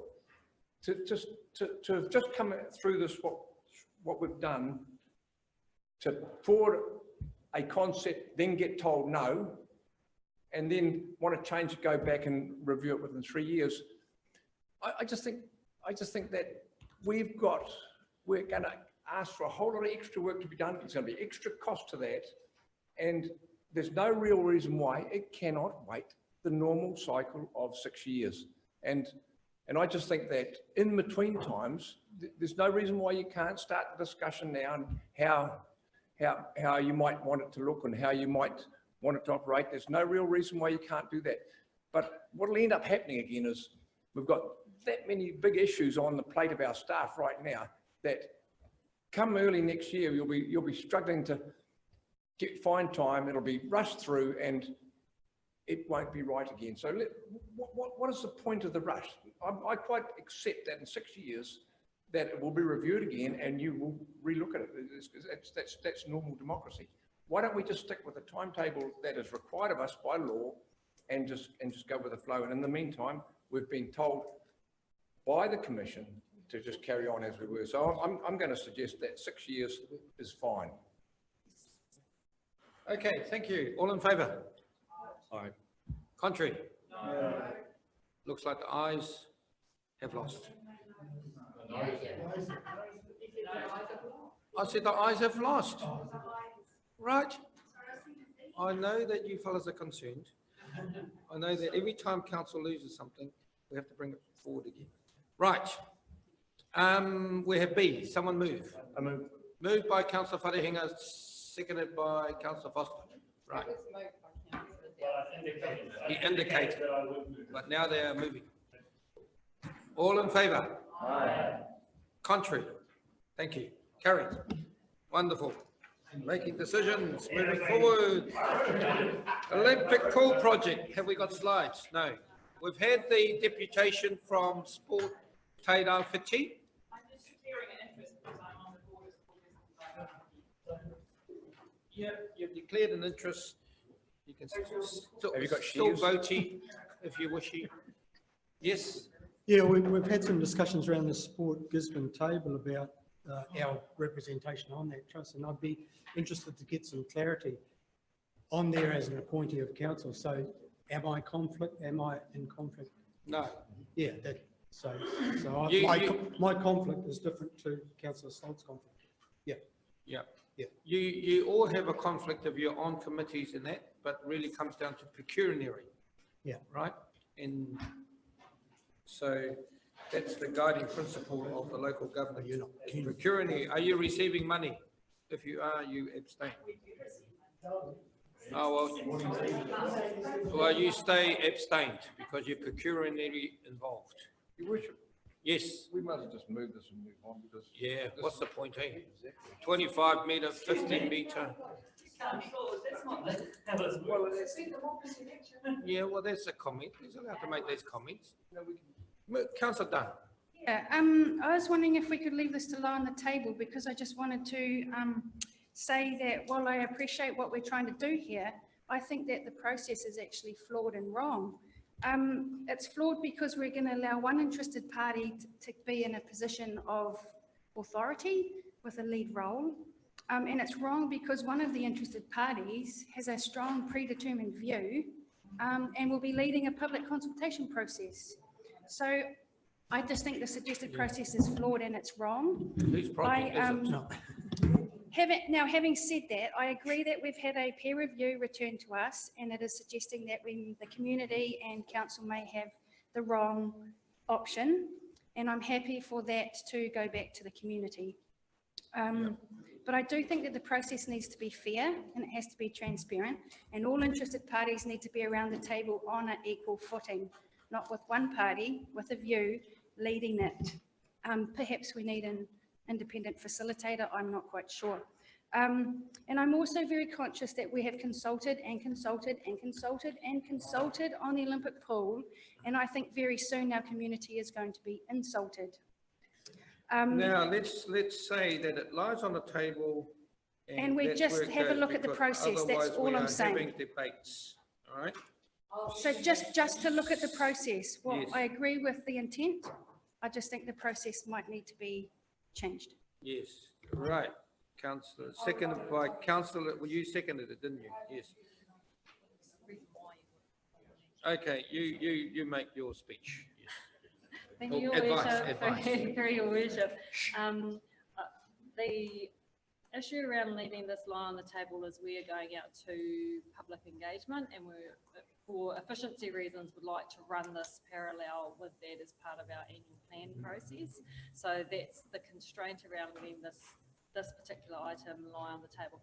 If it's lacking information or clarity of that, completely understand it. But if this is about addressing a concern that you have, then perhaps Andrew can help respond to that and clarify or help address those concerns through his response. Okay. Then, if it stays on the table, then I can't support it as it currently stands with that process. So if it's not left along the table, you still want a decision made on it. Well, let's listen to Andrew and see what Mr. White's got to advise us. Thank you, Your Worship, and thanks for the comment. I think it's a fair comment. There's a little bit around this. So Sport Gisborne is actually a partner in our community facility strategy, along with ECT. So the three key partners in the delivery of that community facility strategy. So not just a stakeholder, but actually a partner in delivery. When we talk about a Sport Gisborne-led consultation process, that doesn't mean that council's out of the loop, and actually council has a role in balancing the discussion because we are the current owner and operator and driver of this project as well.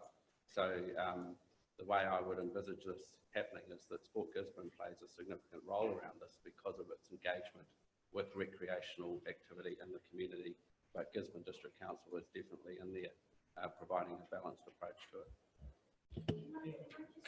I think that the reason I have raised this is because of the particular comment on page, no, but I was trying to find it with this new setup, sorry. Paragraph 24, where it says, it would be through this work where options and costs are explored to modify the concept for indoor facilities to address the concerns of Sport Gisborne. So we're saying there that they are going to modify it. So that message, I think, is terrible. It's a predetermined view. And that's the issue that I have. I don't think it's fair to every other interest group in Gisborne who have been consulted 5 times over to then be told they're going into a process to modify their view. Yeah, because look, at the end of the day, the decision actually still lies with the council, right? And we have a significant stakeholder, and they will actually be a significant submitter as well, alongside with the other people that are going to submit, because you need to give it a fair process. They submitted in the beginning. They didn't. Well, that's their fault, isn't it, really? But you know what the matter is because the guy that actually came, he's the consultant, right? And lotteries goes to Sport NZ as the go-to person. If he says, no, I don't support this, then they may not give us any money. That's the thing. But if you feel that if your community is strong and they've given you clear indications of what it is that we should have, then that's the decision of the council. And we should lead this process. We should own it, right? Councillor Downsy. Thank you. I'm glad you touched upon that point because I wanted to mention that too, and I found it arrogant to come in here with someone predetermined that they wouldn't support our application for funding if we were to submit the plans that we've already done. I found it arrogant that they came in and told us that we've done it wrong and that our current consultation needs to be revisited. I thought the whole conversation was really inappropriate in terms of its phasing. They should have come in and they should have submitted in the process that they were invited to. They were, as you say, key stakeholders right through this whole process. They were involved right through this whole process, and then coming back to us at the 11th hour with a suggestion that they would essentially withhold funding or not approve funding based on them not liking our design was really But to expedite Nadine's point of view regarding that they need to get on with the process, I mean, our recommendation could be that we actually reconsult with our community and lead the consultation with our community. And that will help Andrew and Nadine get on with the job, and then we can make a final decision again, because I thought we had made a final decision.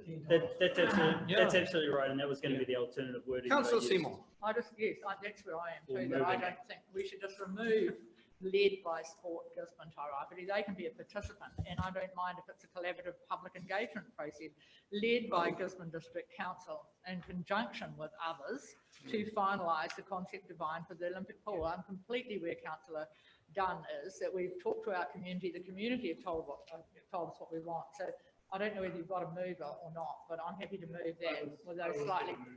It has. Are you happy with that amended wording? That's exactly what I was going to move.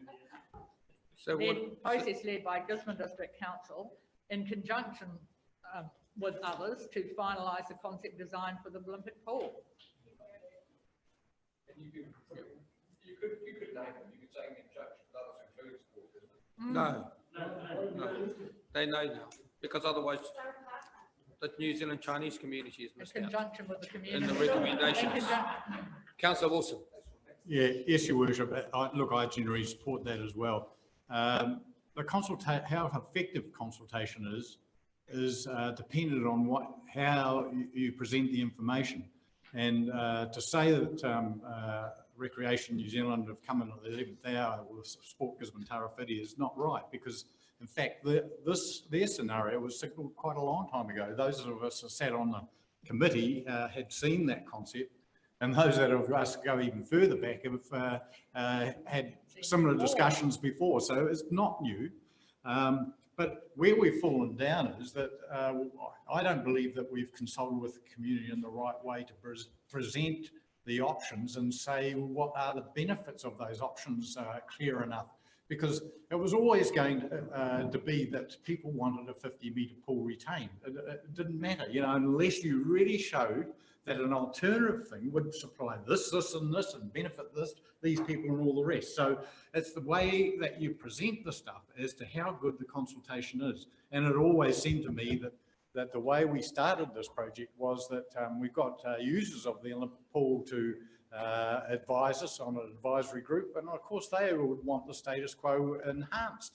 There was no mystery around that. So I think it's really good we're going to go out to the community again, and let's get it right this time and make it the last time, as you say, as Councillor Dunn says, if we keep asking them all the time, in the end they'll say, well, we're not going to answer because you've asked us many times before and don't take any notice. So, but it's the cleverness of supplying the information of the benefits of the different scenarios. I believe that's where we've got to do better. Well, we paid a consultant to actually bring all this up to us and share it with the community. And if you have a look on the website, it says this benefit, that benefit, and here are the scenarios A, B, C, D. And the other thing is that we can just hold fast on our current decision and just go and chuck the rest out and say, look, Andrew, you've got more important things to do. Councillor Merrick Akatbra.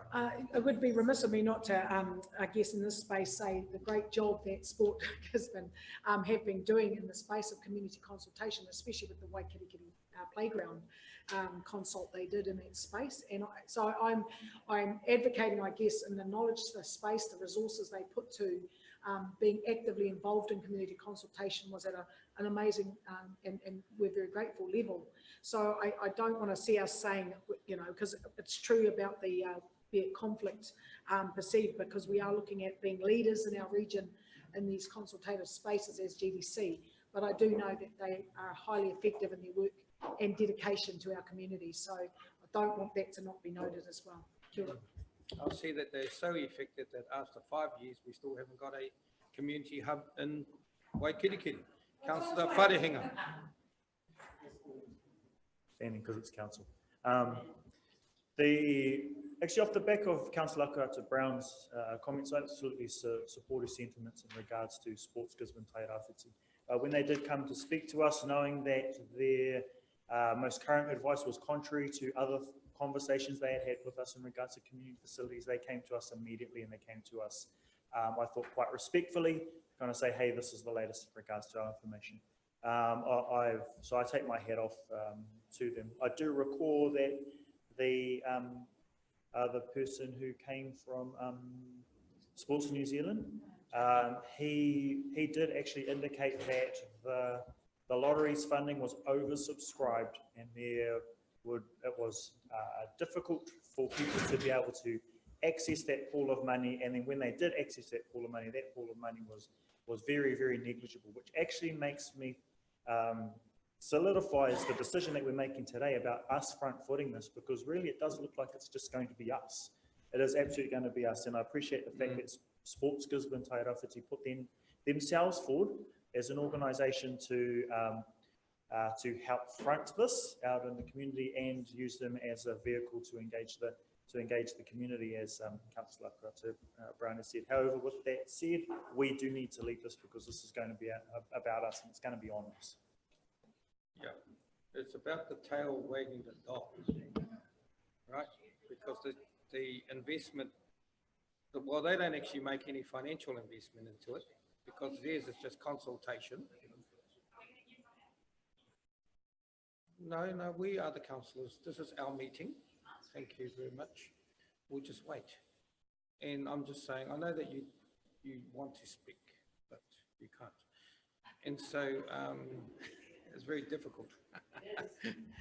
And so I'm just saying, you know, we can either, there's two choices. We can go and lead the consultation, or we can just stick to our decision. Andrew, you've got a conflict of interest. Okay, Andrew. No, Mr. Cranston. You get $66 a meeting. No, just Andrew.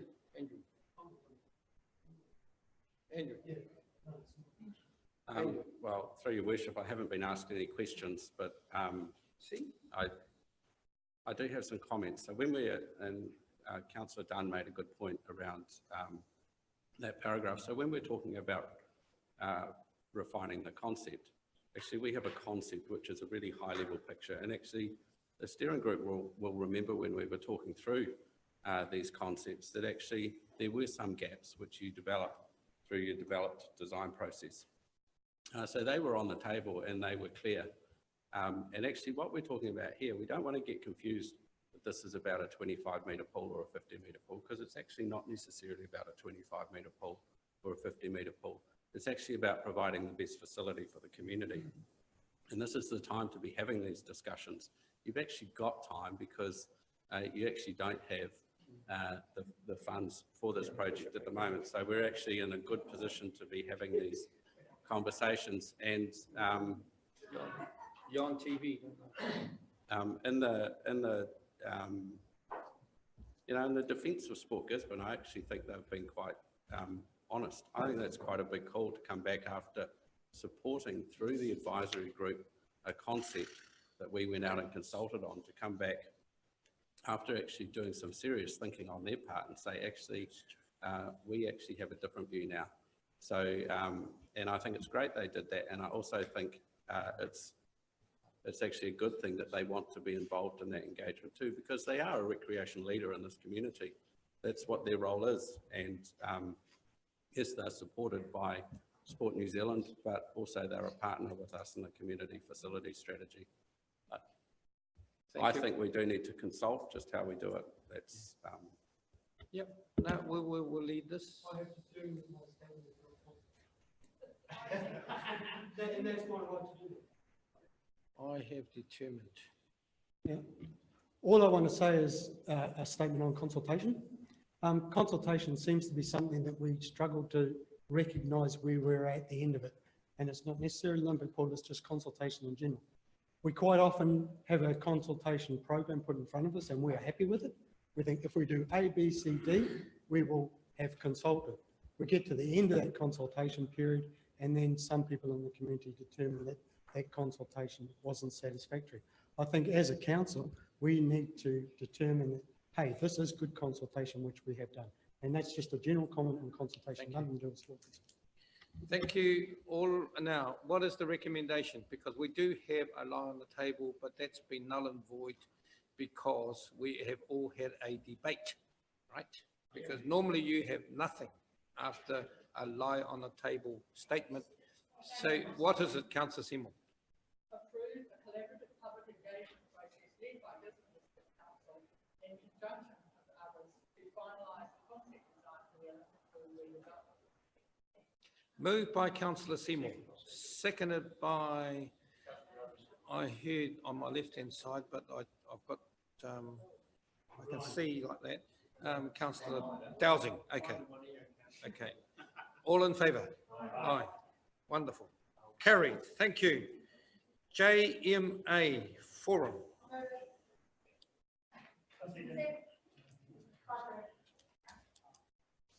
Yep. Page 141. Right, any matters doing that? Oh, I know what you need to do. Put your hand up. Division. Yes, Councillor Thompson. Have we not already had this in place been up and Through the chair, you've adopted a joint management agreement. This is one of the actions contained within that agreement to establish a forum with how you will enact what is contained within the joint management agreement.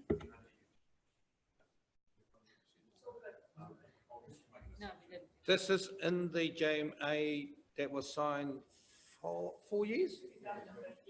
15, 4 years ago? It's only taken 4 years to get to this point. All right, noted. Also, then, sort of you hear sort of bits and pieces around the place with regard to the efficiency of how things are operating up there within what we've been doing so far. And it does point to a bit of an issue. Are we going to have or can we have a review of how our operations are going in regard to this over the next few while? I say that because if it's not working as well, then we have to address it, we have to fix it and make it work well, reconsider it. I wouldn't say that it's not working well or not working, but I think we do have a relationship. And this is different to the Koka Huhua Waiapu project, which is actually more of a implementation project for the Waiapu catchment. This is about the RMA delegation. And so it has been working well, but it's just that we haven't actually implemented this part, the appointment part. All right?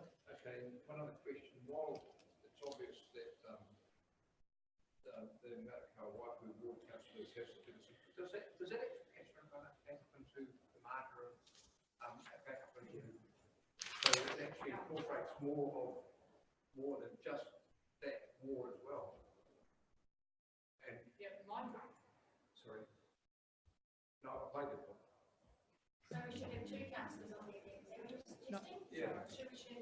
No, that's not in the It's not JMA. in the it's not in the JMA. Can I just ask though, whether, but to capture the point, and I did think about when I was reading it, I'm not going to die in a ditch over it, but it just seemed to me that the mayor or appointee, because that would then allow, when the mayor couldn't go, someone who did know a bit about the catchment to be there. I mean, appreciate, well, it probably says the mayor or his appointee. Understand, it doesn't identify who, so you are making that decision now on behalf I of mean, the mayor can GDC, still who appoint should his be deputy, appointed. or he can appoint someone else. I suspect in terms of a relationship, your mayor and Mana. Tika. Same level. Okay, All fine. right. All in favour, hands up. Aye. Division. Participate. All unanimous. Right. Right, great. We're doing good, aren't we? Yes. What do you want to say now, after we voted? You never gave me the chance. Oh, okay, fine. It's all done. It's done and dusted. You support it, though? Yeah. Great. Thank you for the confidence. Anyway, all I'm going to say, I thought my time entering back into tribal politics was gone. The mayor's already alluded to it, and since the passing of Uncle Api, nothing has happened. Hopefully going forward with his presence and me stirring the pot, something might happen. Page 170. Very bold statements today. 170. Chief Executive Council activities. Once again, a comprehensive report. Thank you, Nadine. Are there any later updates on this? Any questions? No? Wow. Nadine's paper, 170. Yes, Councillor Dunn. I think the Gladstone Road Bridge is looking fantastic, and I just wanted to say that. It is, isn't it? Yeah, if only those abutment things were transparent as well. Councillor Stoltz. Follow on from what Councillor Dunn said, because I asked this question at our last Future Tairāwhiti meeting. What is the final cost for us changing the railings on the Gladstone Road Bridge? Because we asked for that and still haven't received it, so I will be interested to know what it cost us. So, and the update on that, the costing for the ground forecast was at 170K, so it's coming, it will not go over the 200K limit that we Thank you. Councillor Meru Akuhakapara. Thank you, Worship. I just wanted to just say on behalf of Kaiti, Puhi Kaiti School, thank you so much for the mahi that went into the dual naming of our region, Turanga Nui a Kiwa, for those students who marched to council, who were proud to have researched and undertaken a whole bunch of work to understand the name and where it comes from. So a lot of thank you from the community and those who supported that, and the ongoing flow on effect that will have for our region. There's a lot of people very heartened by that, especially our younger generation. So kia ora to you. What was just said, because I'm confused. Turanga Nui a Kiwa is the name of the bay, the water area, not the region. Is that correct? I'm not sure now after hearing that. That's why I'm asking. Just on behalf of those who live in our region. Water. Water. Councillor Seymour. Thank you. Thank you for a comprehensive report. Can you please give me a time frame for the, on page 178, the Tolaga Bay, when you will have completed the review? Unable to comment will provide more information to the community after it has concluded, and it has been going on for quite a long time and some charges have been laid, so I would have thought we might be in a position to tell the community something.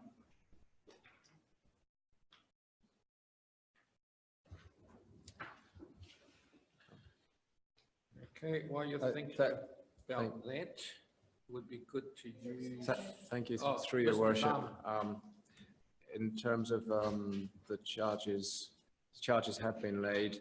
The first call over was scheduled, I think the next call over in court is scheduled for March the 15th, but I will check on the actual date. It is dependent on actual pleas of the parties and what those pleas are, and that's a process outside of council's control. But I will clarify the date and get back to you. It's really hard to hear, Mr. Zaman. I don't know how many people in the room could hear what you said. So maybe Mr. Zaman could come and tell us from the front, because and it may be that we can put the continued question to bed if in fact what we need to be saying is until the prosecution is completed, you won't be able to report back. But we honestly couldn't hear a word you said, mate. Sorry. Thank you, through your worship. Can you hear me now? Yes. Can we hear?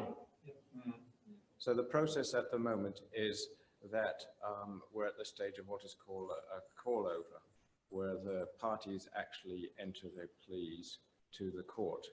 I believe the next date is in March, but I will check the actual date and get back to council on that.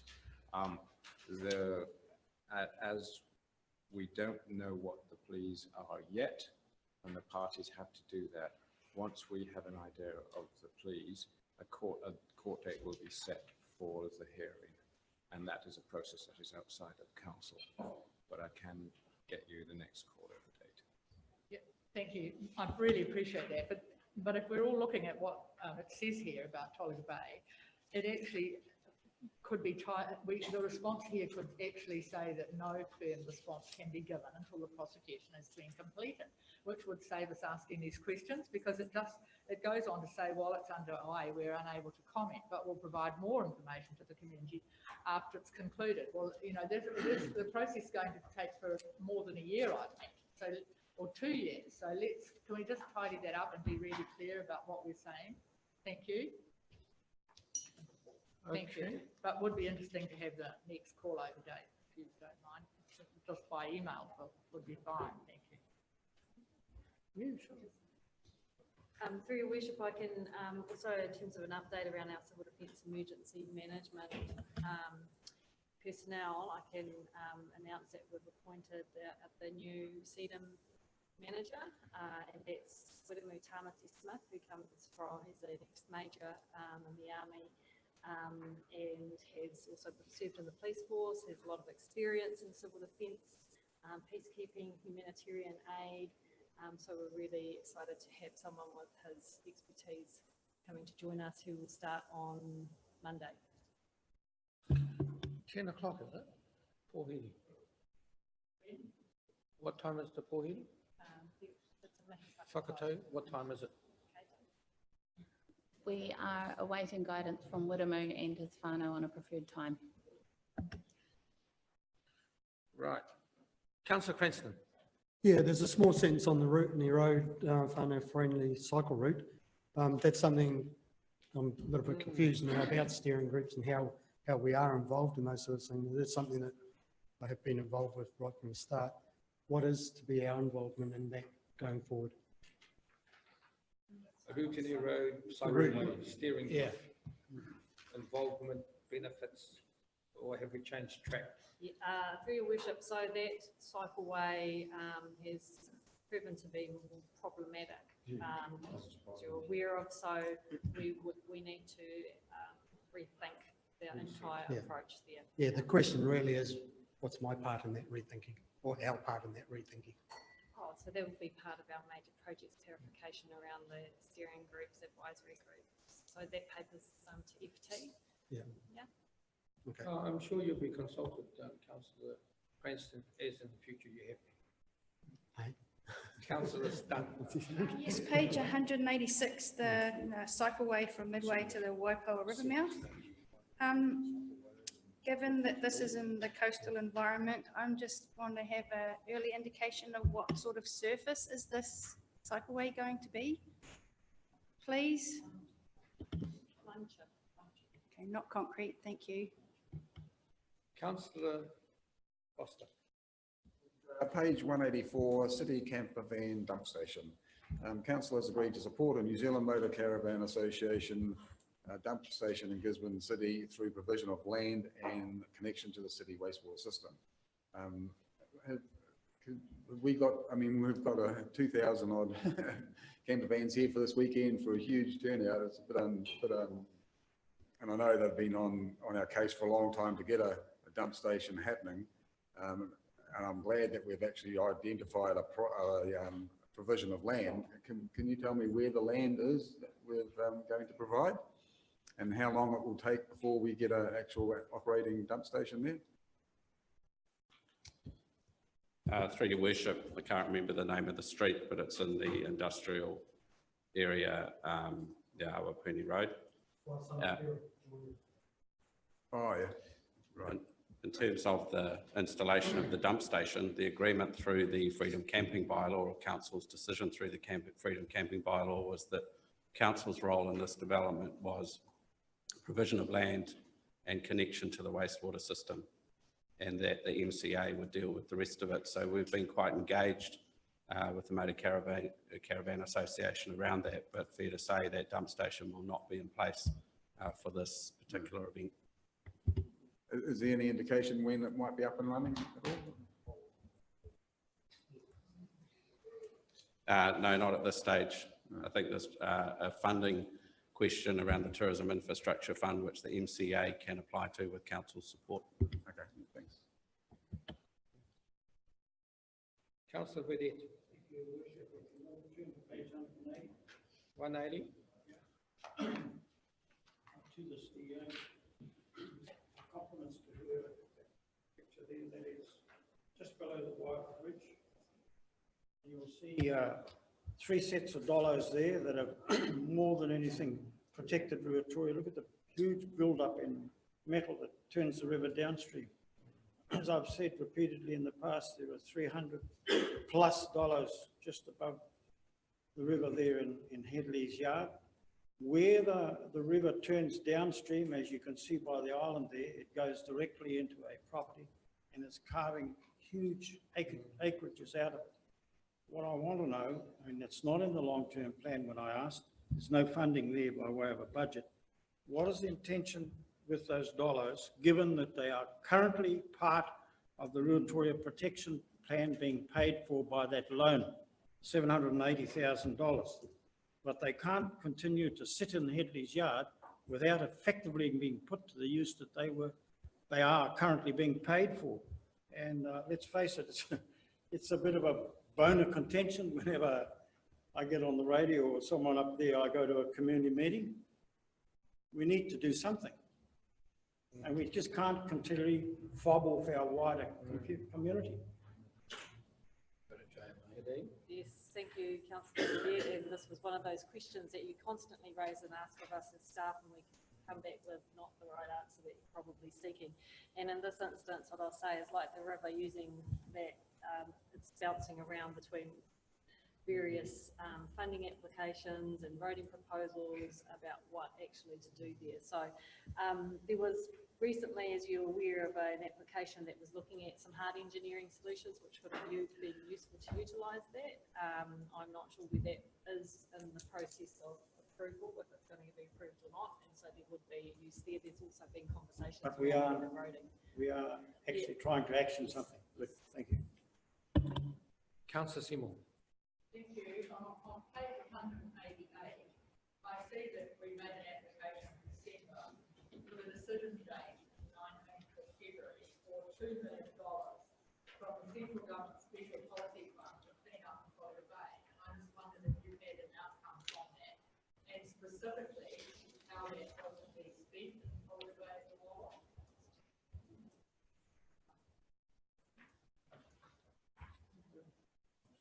Still early. I'll come back to you. It's a mystery. That's the answer.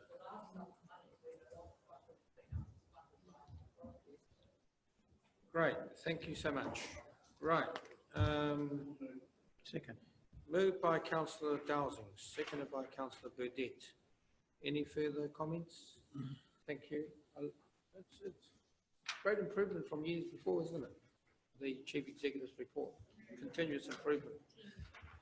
So I think the thing now is that a lot of questions are asked about timelines. So it would be good to nail it down. I know it's holding people to account, but that's the job. Okay, timelines, just the thing that I hear. All in favour? Aye. Contrary, carried. I have no written questions or requests, but floor's open for one or two. No. Public excluded, which is just the minutes actually, gentlemen. Moved by Councillor Stoltz, seconded by Councillor Wharehinga. All in favour? Aye. Contrary, carried. It is the minutes on those respective pages.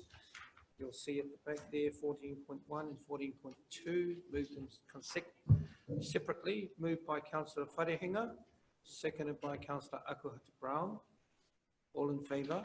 Aye. Contrary, carried. Any questions? Matters arising from those minutes? If not, we'll move to the next set of minutes, which is 14.2. Moved by Councillor Fenn and seconded by Councillor Thompson. All in favour? Aye. Contrary, carried. Any matters arising? Nobody arising? Great. All in favour? Nothing. We've done that. Right. We move out of public exclude. Yes.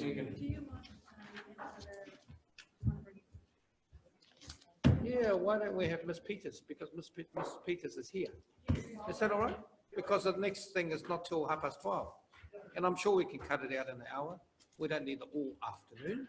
We're very effective, aren't we? And we focus. No. Nothing like a bit of self-praise, is it? Is Pamela part of the agenda? No, you're right. Moved out of public excluded, moved by Councillor Seymour, seconded by Councillor Dowsing. All in favour? Aye. Contrary, carried. Any questions, last minute burning things you wish to talk about? I have many. We had a great session this morning. Thank you very much. Right. Thank you to our staff, the members of the public, our news paparazzi. Thank you. I will declare the meeting closed. Have a stand-up stretch of water.